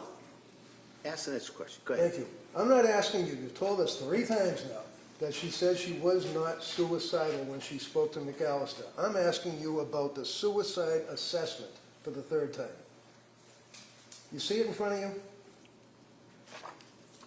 Yes. Okay. Can you tell me, did Lindsay answer any of the questions that were asked over the 2 pages, possibly 3, of the suicide assessment? Yeah, 3, done by McAllister. I don't see anything written here.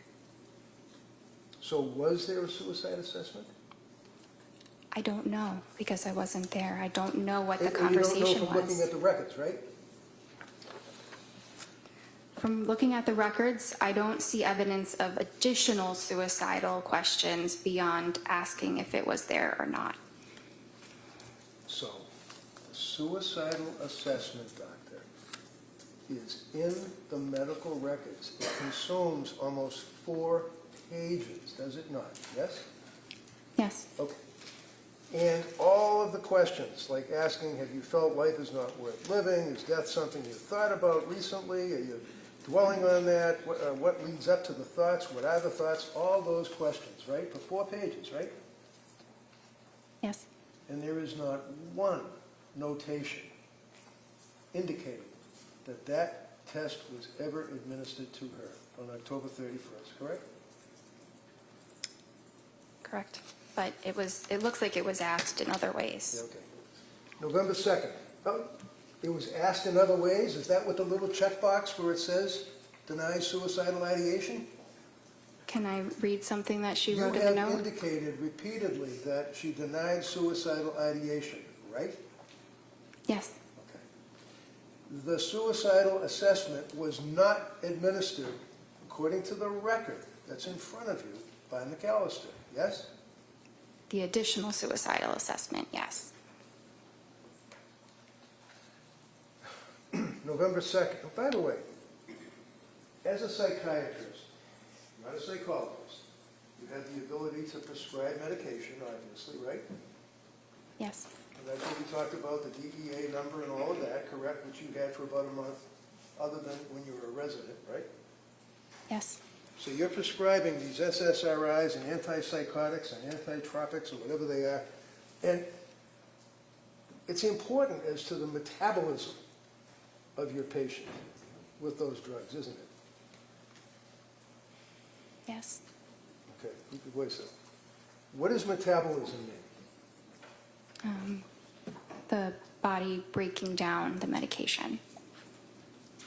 So how is it that you can determine how the body of your patient is breaking down the medication that is in their brain and they're complaining about all of these symptoms? How, as a doctor, do you determine how the body's breaking it down? We don't typically have any specific testing that we do to understand that. How about a blood test? It's not done for that.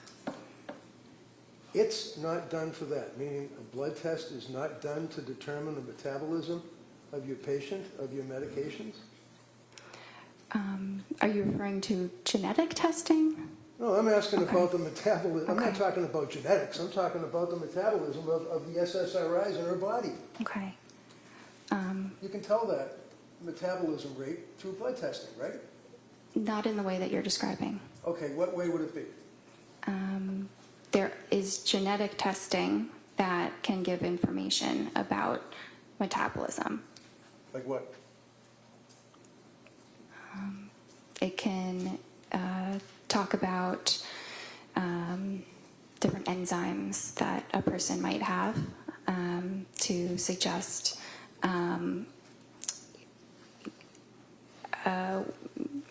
it provides information about the enzymes that a person might have the genes for. Okay, so it provides the enzymes that a person might have the genes for. Forgive me, I'm having difficulty with that. What does that mean? It's a little complicated. Yeah, you don't expect a patient that's going through what she was going through to understand that, would you? No, Did you guys do the enzyme test? they are not typically done. Why? Because, again, it's genetics Does and insurance cover it? Objection, she's in the middle of answering. Good. You finish that answer, and I'll allow a follow-up. Go ahead, Doc.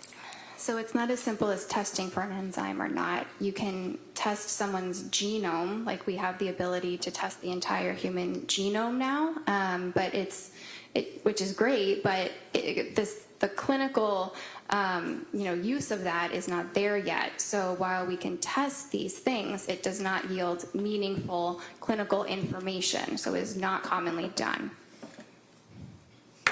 What is the Cytopro P4-50 system?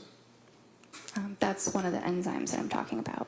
So the Cytopro P450 system talks about and tests for the breakdown of psychiatric meds in the blood, right?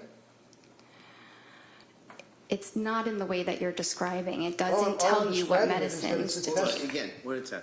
Finish the answer, and then you can ask follow-up. Go ahead, Doc. It just, yes, this is a test that is done, but it doesn't tell you what medications a patient will do better on. It's not useful in that way. So what's it useful for? I mean, I don't find it terribly useful. How long has the Cytopro P450 system been in use in your field? I'm sorry? How long has the Cytopro P450 system been in use in your field, psychiatry? Well, it's an enzyme in the body. Well, I know what it is. I'm asking you about the system, the testing. How long have they been using that? The genetic testing, maybe a whatever few it is. years. It's very new, Very new. Does insurance cover it? sometimes. Sometimes. So it is nevertheless a legitimate test to determine the breakdown of psychiatric meds in a patient's blood, correct? It exists, yes. It exists. Well, it exists, but you didn't use it, right? It would not have made a difference In what? In your opinion? in her treatment. Because you go by the checks in the checkbox and what she self-reports, right? No, not just the checks in the checkbox. Oh. In any event, tell me about the thyroid. The thyroid? About the thyroid. It's an organ in the human body that regulates hormones. And what, if any, import and impact do thyroid levels have on your evaluation of a woman who is in the throes of postpartum depression? They don't. What is the purpose of a test to determine the thyroid levels? Well, you can test something like the TSH, Well, I don't know what a TSH is, I'm sorry. What is a TSH? thyroid stimulating hormone. Okay, thank you. That's something that can be tested, typically by maybe a PCP, primary care, or endocrinologist if they have concerns about someone's thyroid function. Were you aware of a study that was a major study that was peer-reviewed? What does peer-reviewed mean in your business? That it was reviewed by other researchers in a similar field. And the report or the article or whatever it may be has to be approved by the peers that are reviewing it before it can be published, right? Yes. And you'd agree with me that in the medical field, it's a big deal to have publishing articles on your resume, right? Yes. And how many articles have you published about postpartum depression, postpartum psychosis, anything? I have published something, but it's not a full article. It's just a small thing. Okay. Are you aware of the psychiatry magazine article dealing with, in 2021, thyroid function in postpartum psychosis, an exploratory study? Have you ever heard of anything about that, let alone read an article about it? No. Are you aware that there are studies that have compared thyroid function between psychosis with postpartum onset, PPO, psychosis without postpartum onset, PWPO, and normal postpartum? You aware of that? No. Well, you're supposed to be an expert, or you specialize, or you have an interest in treating women that have suffered from postpartum, correct? Yes. Have you written any articles at all about postpartum? Depression, anxiety, psychosis? No, I'm not a researcher. I'm a clinician. Have you read any of the articles, such as thyroid function in postpartum psychosis? I've read many articles. There are thousands. I have not read that specific article. Thousands? Thousands of articles on postpartum psychosis and the thyroid? No, not on that specific topic. So, when the Astor doctors are treating a person like Lindsay, it's your testimony to this jury that testing, whether it's blood testing or whether it's the Cytopro P4 testing, is not necessary because Jennifer Tufts doesn't think it's necessary, right? It does not yield information that would influence treatment. Really? So if there was elevation in the thyroid, that wouldn't impact on your treatment at all, your evaluation, your investigation? Sorry, I thought you had mentioned the cytochrome issue. Are we talking about that one, or are we talking about the thyroid? Talking about the thyroid. Okay. Yeah. So if Can you there were repeat? tests that revealed elevation in the thyroid level, is it your testimony that you wouldn't care? If I somehow found out that a patient had elevated thyroid levels, I would advise them to talk to their primary care or maybe get an endocrinologist to discuss it. Did you ever recommend that Lindsay get an endocrinologist? No, she And the did reason- not. The answer is no.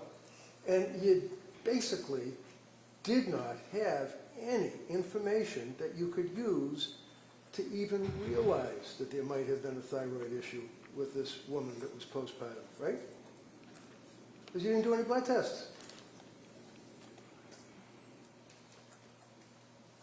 There was no clinical reason to obtain a blood test. All right, so you continue on with your meetings by the computer, correct? Yes. November 2nd. You can get November 2nd out. You got it? November 22nd? No, it looks like November 2nd. I apologize. That's what I'm looking at. Tufts, Jennifer, MD, Clancy, Lindsay. Follow-up note, November 2nd. Yes. Okay. And you're still diagnosing her with generalized anxiety disorder, GAD, right? Yes. You add in there an adjustment disorder with depressed mood, I guess because of what she had been telling you, right? Yes. Okay, looking at the psychiatric condition, you note that it's improving. Right? Yes. And then you determine that you will decrease the Ativan to 0.75 milligrams for 2 weeks, and then decrease it to 0.5 milligrams for 2 weeks, and consider alternatives for sleep anxiety. Is that correct? Yes. And then you note if she's having urges to harm herself or others, to go to the nearest emergency room and call 911 and things of that nature, correct? Yes. So is that a form that you basically press a button, because it seems to be kind of like a generic advice, call 911 if you're feeling suicidal and things of that nature? Well, that's advice that we provide for every single patient. Okay. And then you note that half the encounter was on counseling or coordination of care on November 2nd, right? Yes, that's a typical statement.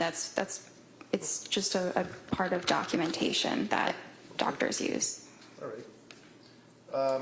Now, on November 2nd, you were suggesting the 4 drugs that she would start would be Remeron, Trazodone, Pregabalin, and hydroxyzine, right?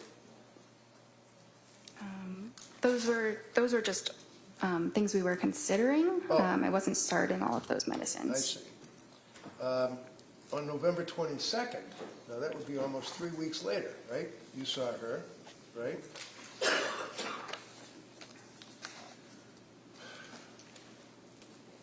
And did you ask her about whether or not she was still having suicidal thoughts or worrying about suicidal thoughts, for example? Did you ask her that? Yes, And how do you know that? Because the box is checked? it's written in my note. What does it say? Patient denies SI. Okay. What did you ask her about that? I don't remember the exact words, but I know that I asked about that. Did you ask her about how things were going at home with the mother and father staying there?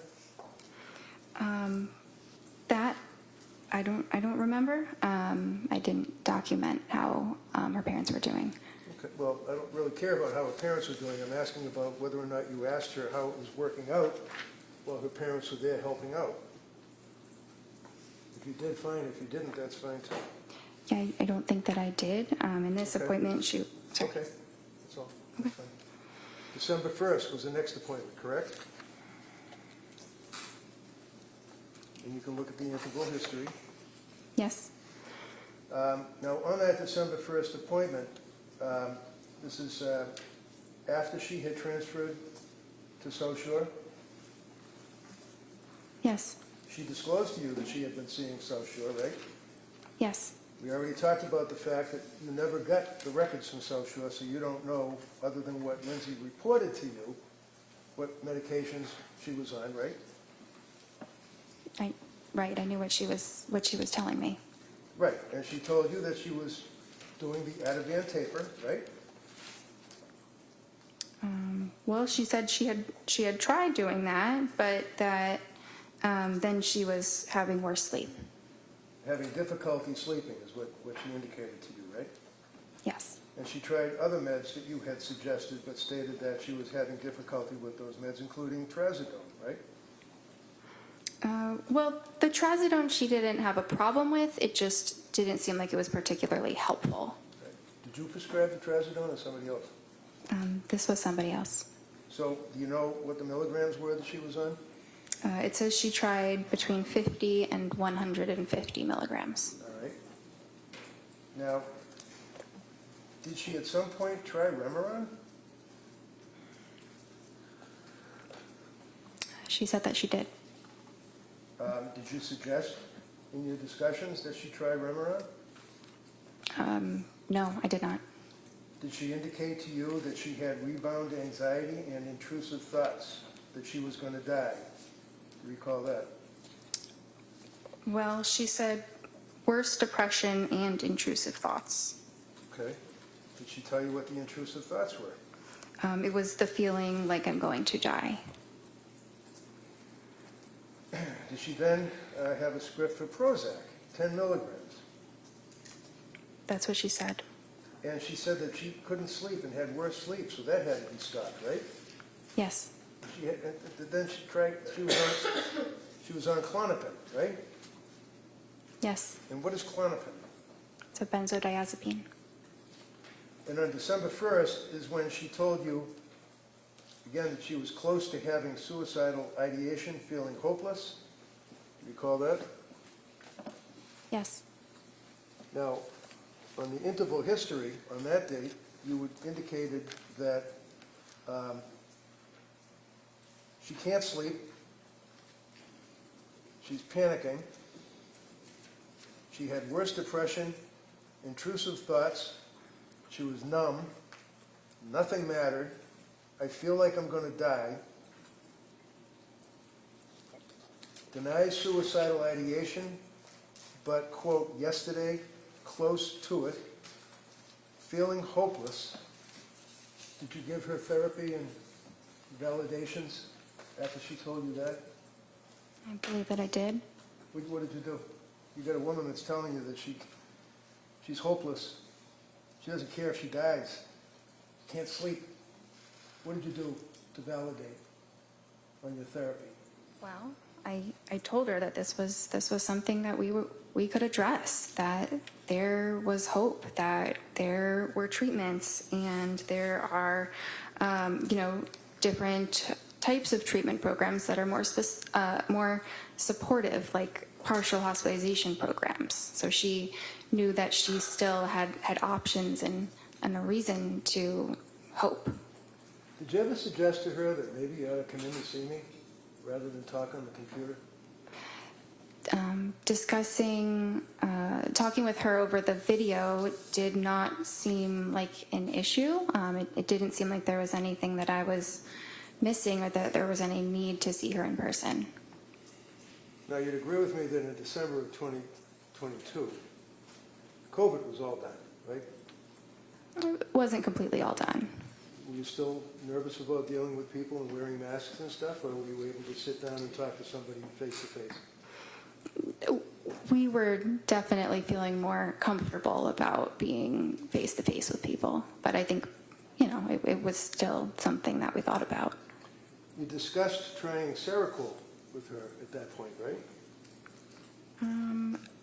I didn't really discuss it. She had told me that was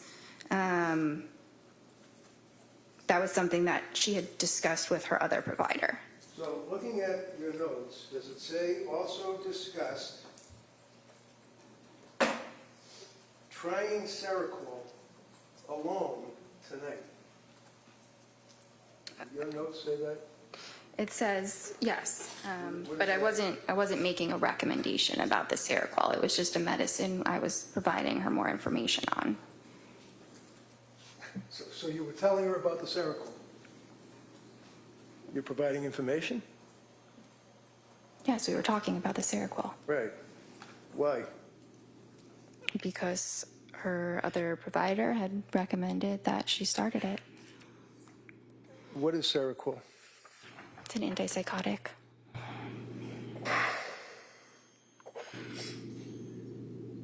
You also discussed with her the possibility of undiagnosed bipolar disorder, did you not? It was discussed. And undiagnosed bipolar disorder was, in your opinion, as a result of not a reaction, but extreme reaction to the SSRIs, right? Not as a result of the SSRIs, but that Does your note say, and I quote, also discussed possibility of undiagnosed bipolar disorder given extreme reaction to SSRIs and insomnia, period. Does it say that? Yes. Those are your notes, right? Yes, the way you were saying it made it sound a little bit different before, but that's exactly what I wrote. I read it directly from your note, right? How did That I make time- it sound different? I don't know. It sounded different the first time you said it than the second. So did she have bipolar? No. Did you make that decision that night? that day? I assessed that with her pretty much every time that I saw her, and she never had mania. What about mood stabilizer like Lamictal? Did you discuss that with her? Yes, What is Lamictal?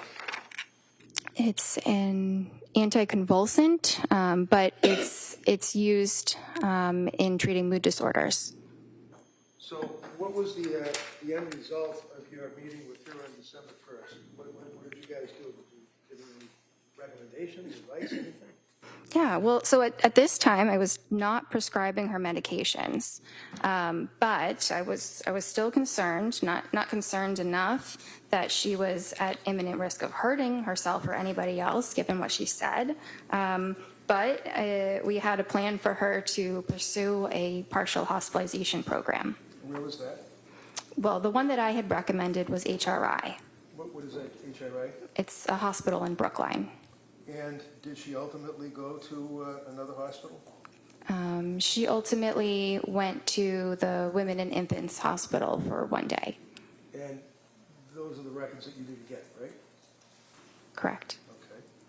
Okay. And you decided that she did not have bipolar disorder because, in your opinion, she did not meet, and I quote, the criteria, right? And that would be the criteria in the DSM, right?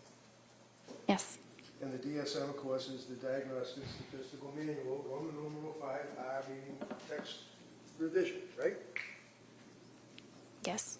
Is that what you were using back then? Would be this thing here, DSM-5, TR? This is the DSM, right? Yes. It's like a cookbook, right? It's more of a guideline that we use to, to help us in our treatment, but it's not the psychiatry Bible that people sometimes think that it is. Right. Hypomanic bipolar disorder. How many days does that require under the DSM? A hypomanic episode lasts for at least 4 days. And is that per the DSM? Yes. Remember on Friday you said that the most important criteria is 7 days with continued high energy levels? Yes. So is it 7 days or is it 4 days? And who says? Well, mania is 7 days. Hypomania is 4. Discussed again, what did occur on December 1st, and that would be the Lamont sheet, right?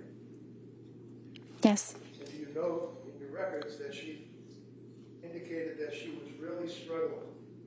And it was as a result of that you recommended that hospital program, correct? Yes. You agree that she had, in your opinion, a severe mental disturbance at that point that was manifesting itself? She had a maybe moderate heading towards severe. Moderate, heading towards severe mental issue, okay. You'd agree with me that she had increased anxiety, right? Yes. She had very, very increased depression, right? Well, she did. She said Okay, so as you since answer the this, Ramadan. can you just answer yes or no? I'm sorry. I was just trying to check the record.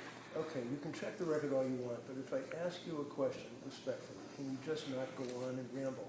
Answer yes or no, that's all. It's sometimes impossible to do that. Oh, There's Listen, here, if you can't answer yes or no, just say you can't answer yes or no. If you can answer yes or no, answer it yes or no. That's how we do it, all right? okay. Thank you. Now, mental issues like anxiety that was diagnosed, the depression that was diagnosed, and the fact that she indicated yet again that she was close to suicidal ideation, quote, worried about suicidal thoughts, but you indicated that she wasn't suffering from suicidal ideation on that day. Is that fair?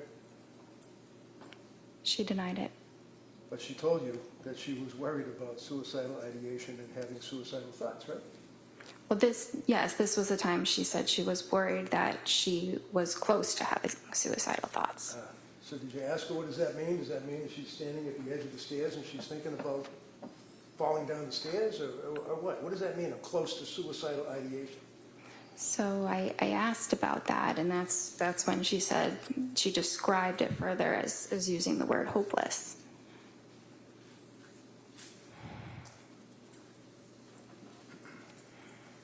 So, did you prescribe the lamotrigine on that occasion or no? No.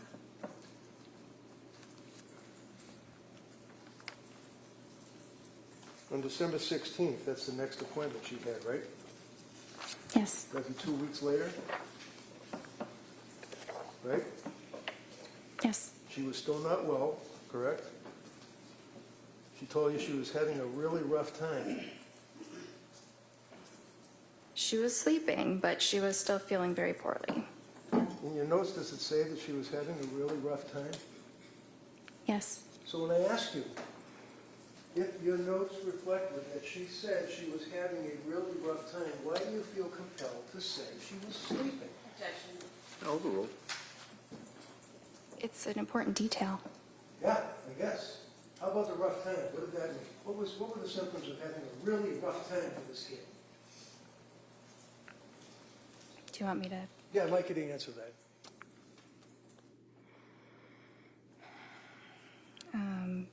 So finally works, referring to the Valium and quetiapine, but very depressed during the day. No motivation, some SI.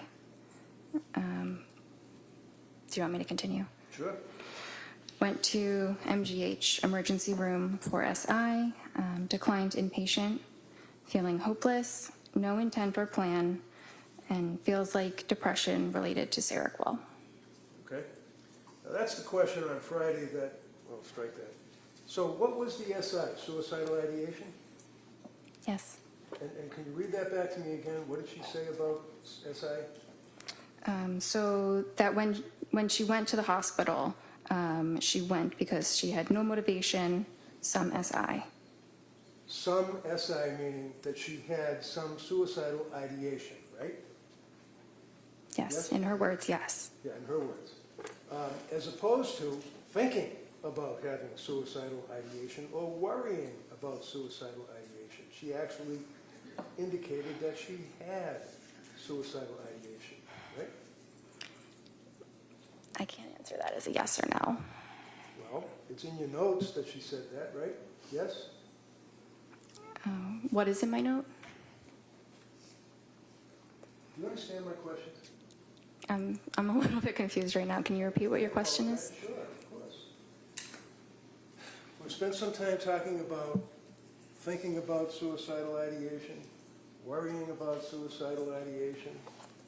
Now, saying she had suicidal ideation, right? She said it, yes. Well, this is the only source of information that you're getting, apparently, is what she's telling you, right? Yes.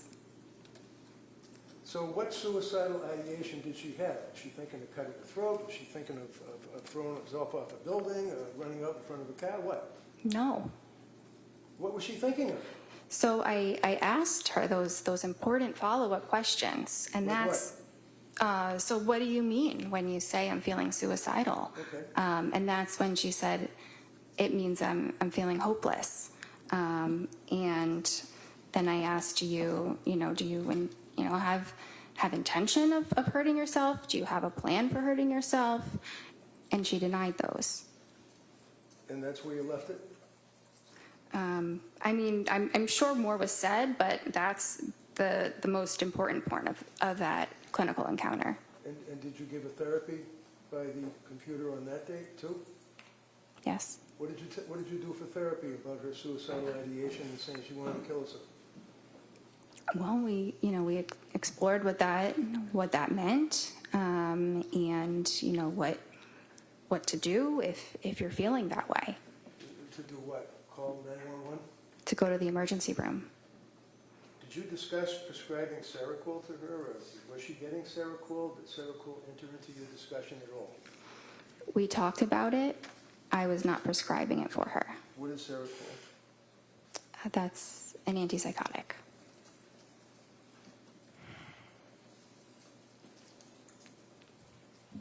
So, at the conclusion of your meeting on December 16th, basically what you took away is that she had now increased to suicidal ideation, was feeling hopeless, all the rest of the things that we've talked about, and then she what, just moved on, went home?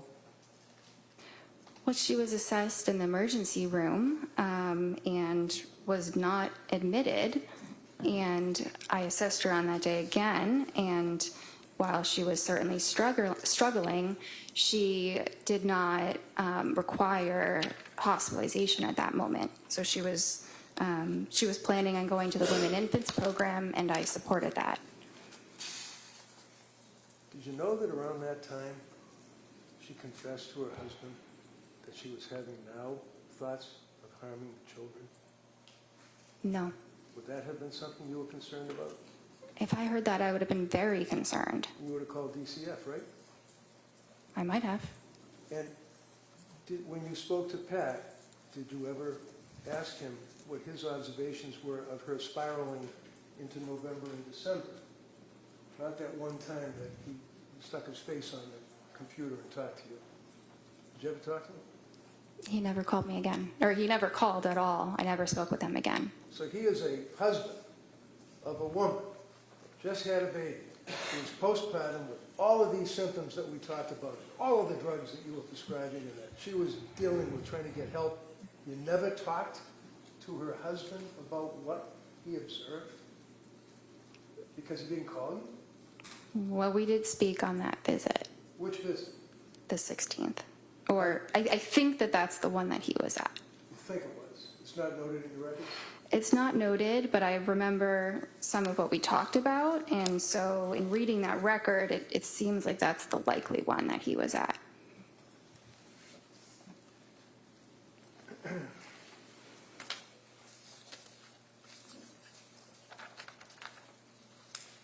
December 16th, on your objective findings, you note that her mood was depressed, right?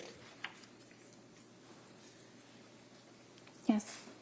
And what does that mean? Did she just say, I'm depressed, or did she give you symptoms? I mean, you checked the little box. Yeah. Yeah, it means she's saying that she's depressed. Okay, so you're the doctor. You checked the little box. What did your patient tell you about her symptoms that she was depressed on that date? Was she crying? Was she able to get out of bed? Was she worshiping at the porcelain god? What was going on in her life? She said she was having a really tough time. Her affect was flat, right? Yes. And again, depressed. You check it off twice. One under mood and one under affect, right? Yes. And then at the next page it says recent lab work. That wouldn't be blood testing, would it? I mean, does Asta do blood testing? We don't have a phlebotomist or a lab, no. Well, why does it say recent lab work typed into your form when you check off the little boxes? And that's something that auto-populates. It's a template that, It's a what? many different, it's a template. The whole Template. note is something that psychiatrists or at, probably all across the country use. Probably. You can't diagnose someone's illness by a template, though, can you?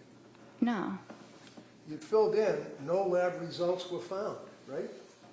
there were none in the computer. Yes, I didn't type that in though. It So who typed it in? auto-populated. It was auto-populated. So on the next page where it talks about symptom goals, treatment goals, I'm sorry, symptom reduction and improve functioning. What does that mean? Symptom reduction is to have fewer mental health symptoms, and improved functioning means improved day-to-day life functioning, things that she's doing in her daily life. Really? Did you tell her all that? Yes. You're a young woman that's obviously mentally ill, very sick. She's deteriorated, whether you like that word or it's automatically imported. What, on that date, did you do? Never mind all those words you just said. What did you tell her on the television or the computer? I told her to go to the partial hospitalization program, and if she was having more suicidal thoughts again or felt like she was at risk of hurting herself or anybody else, that she should go immediately to the emergency room. How long did that meeting take? Probably about 30 minutes. And was that the therapy that you provided, telling her to go to the emergency room? I mean, that was probably a component. So the plan, excuse me, on December 16th was to follow up with women and infants, right? Yes. Did she? Yes. Do you know when? I don't know exactly the day. Shortly after.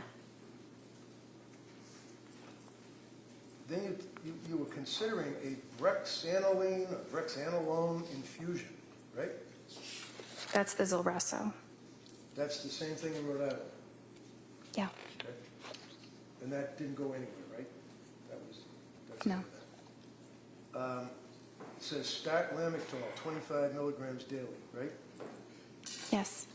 Continue Seroquel, right? What was the milligram for the Seroquel up to at this point? Well, she had told me it was 200.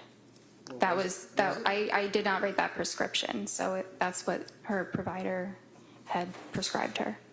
Okay, so you can ask somebody to show me the pill bottle. You can ask somebody to show me the CVS receipt. You can ask somebody you can call to verify, right? I could.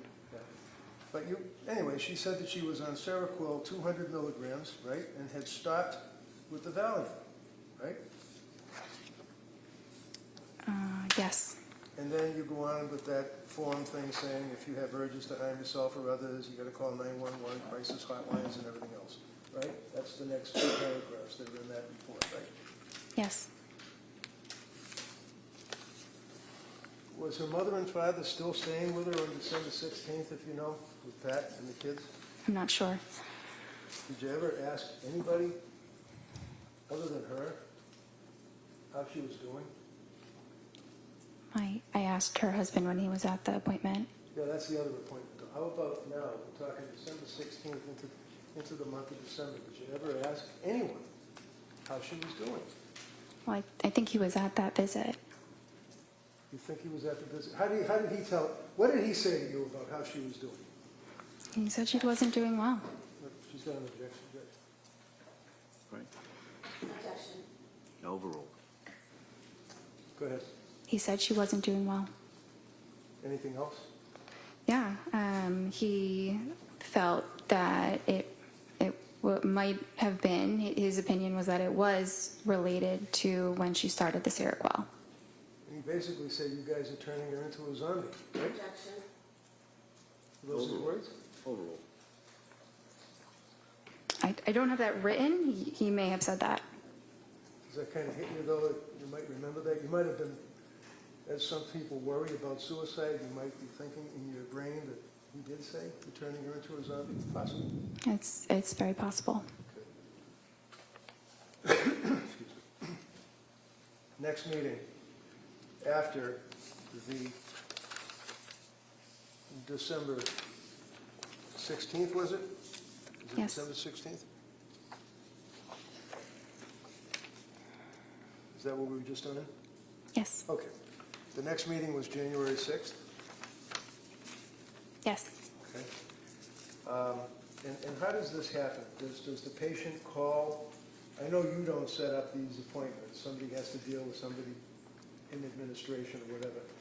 But do you, like on December 16th, say to Lindsay, call me or set up an appointment for January 6th, or do they have to do it themselves? So at the end of an appointment, I typically will schedule their next appointment. So did you schedule January 6th? I think that one she scheduled herself. Yeah, that was the day after she got out of McLean, right? Yeah, usually the hospital coordinates the discharge appointment. Well, if I tell you that, in fact, the hospital told her to set up the appointment, and that within an hour, She set up the appointment. Is that in your notes? It's not in my notes, no. Do you remember that? That was a pretty big deal that she was in McLean locked wards for 4.5 days, right? Yes? And she's your patient, and she's really gone downhill bad, right? Yeah, she wasn't doing well. And she admitted herself to the locked wards at McLean, right? Yes. And what was the diagnosis at McLean? I believe they diagnosed her with major depression. Did they recommend any medication? They took her off of the Seroquel. They took her Off of it. off. Okay. So, did you look at the McLean records? Yes, definitely. And those were imported easily because you're part of the same structure or whatever? No, but after someone is hospitalized, the hospital usually faxes it to their doctor. All right, so if I tell you that the McLean records are really pretty voluminous, that's not what they fax. They fax you like a 2-page discharge summary, right? Yes. You didn't get that by fax, right? No. So what did McLean tell you? Look in your notes.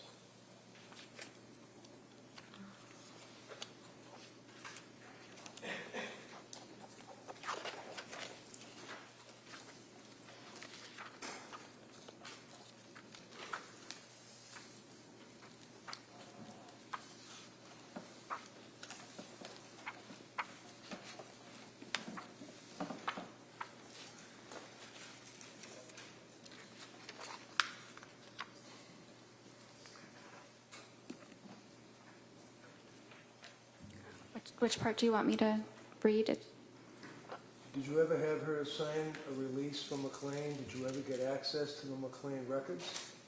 I had access to the discharge summary. Okay, so put the discharge summary aside, because that's what they faxed you, a couple of pages. What about the records? No, but that's typically not No, done. never mind typically. The answer is no. You never got the records, right? A discharge summary is a record. Did you talk to the doctor that discharged her? No, no one called me. Know what? No one called me. I wasn't notified about the hospitalization until she was discharged. So you just sit there behind your computer and wait for people, Patrick, wait for the doctor from McLean, wait for the sick person who's the patient to call you? And if these people don't call you, it doesn't exist apparently, right? No, not exactly. I had no way of knowing she was even at McLean. Well, you did once she got discharged, right? Yeah, but that was after the fact. Right. So did you care why she was in McLean? Of course, And why was she in McLean? because she was depressed. And what was the, does your record indicate that she was discharged yesterday? Under interval history?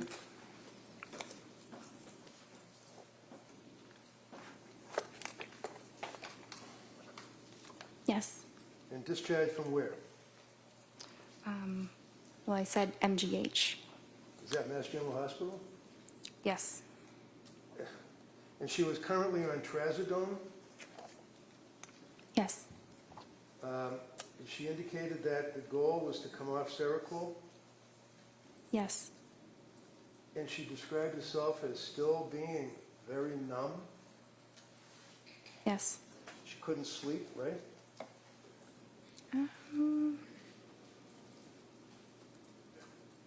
That's not entirely true. Am I lying? I'm reading the medical records here. Sleep, taking Ativan and trazodone, slept 5 hours broken, wondering about increasing trazodone and switching to Valium. What does that mean? Well, it means she was having trouble sleeping. It wasn't that she wasn't sleeping at all. I see. Okay.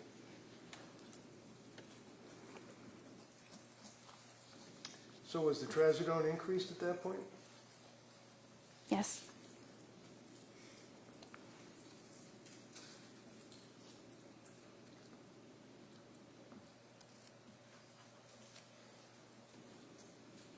Yes.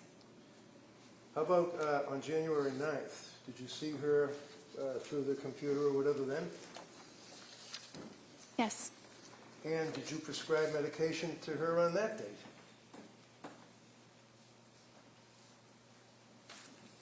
Yes. And was that diazepam? Yes. 14 count, 1 milligram? No, I'm sorry. 14 count, 5 milligram. That sounds right. Okay. Did you also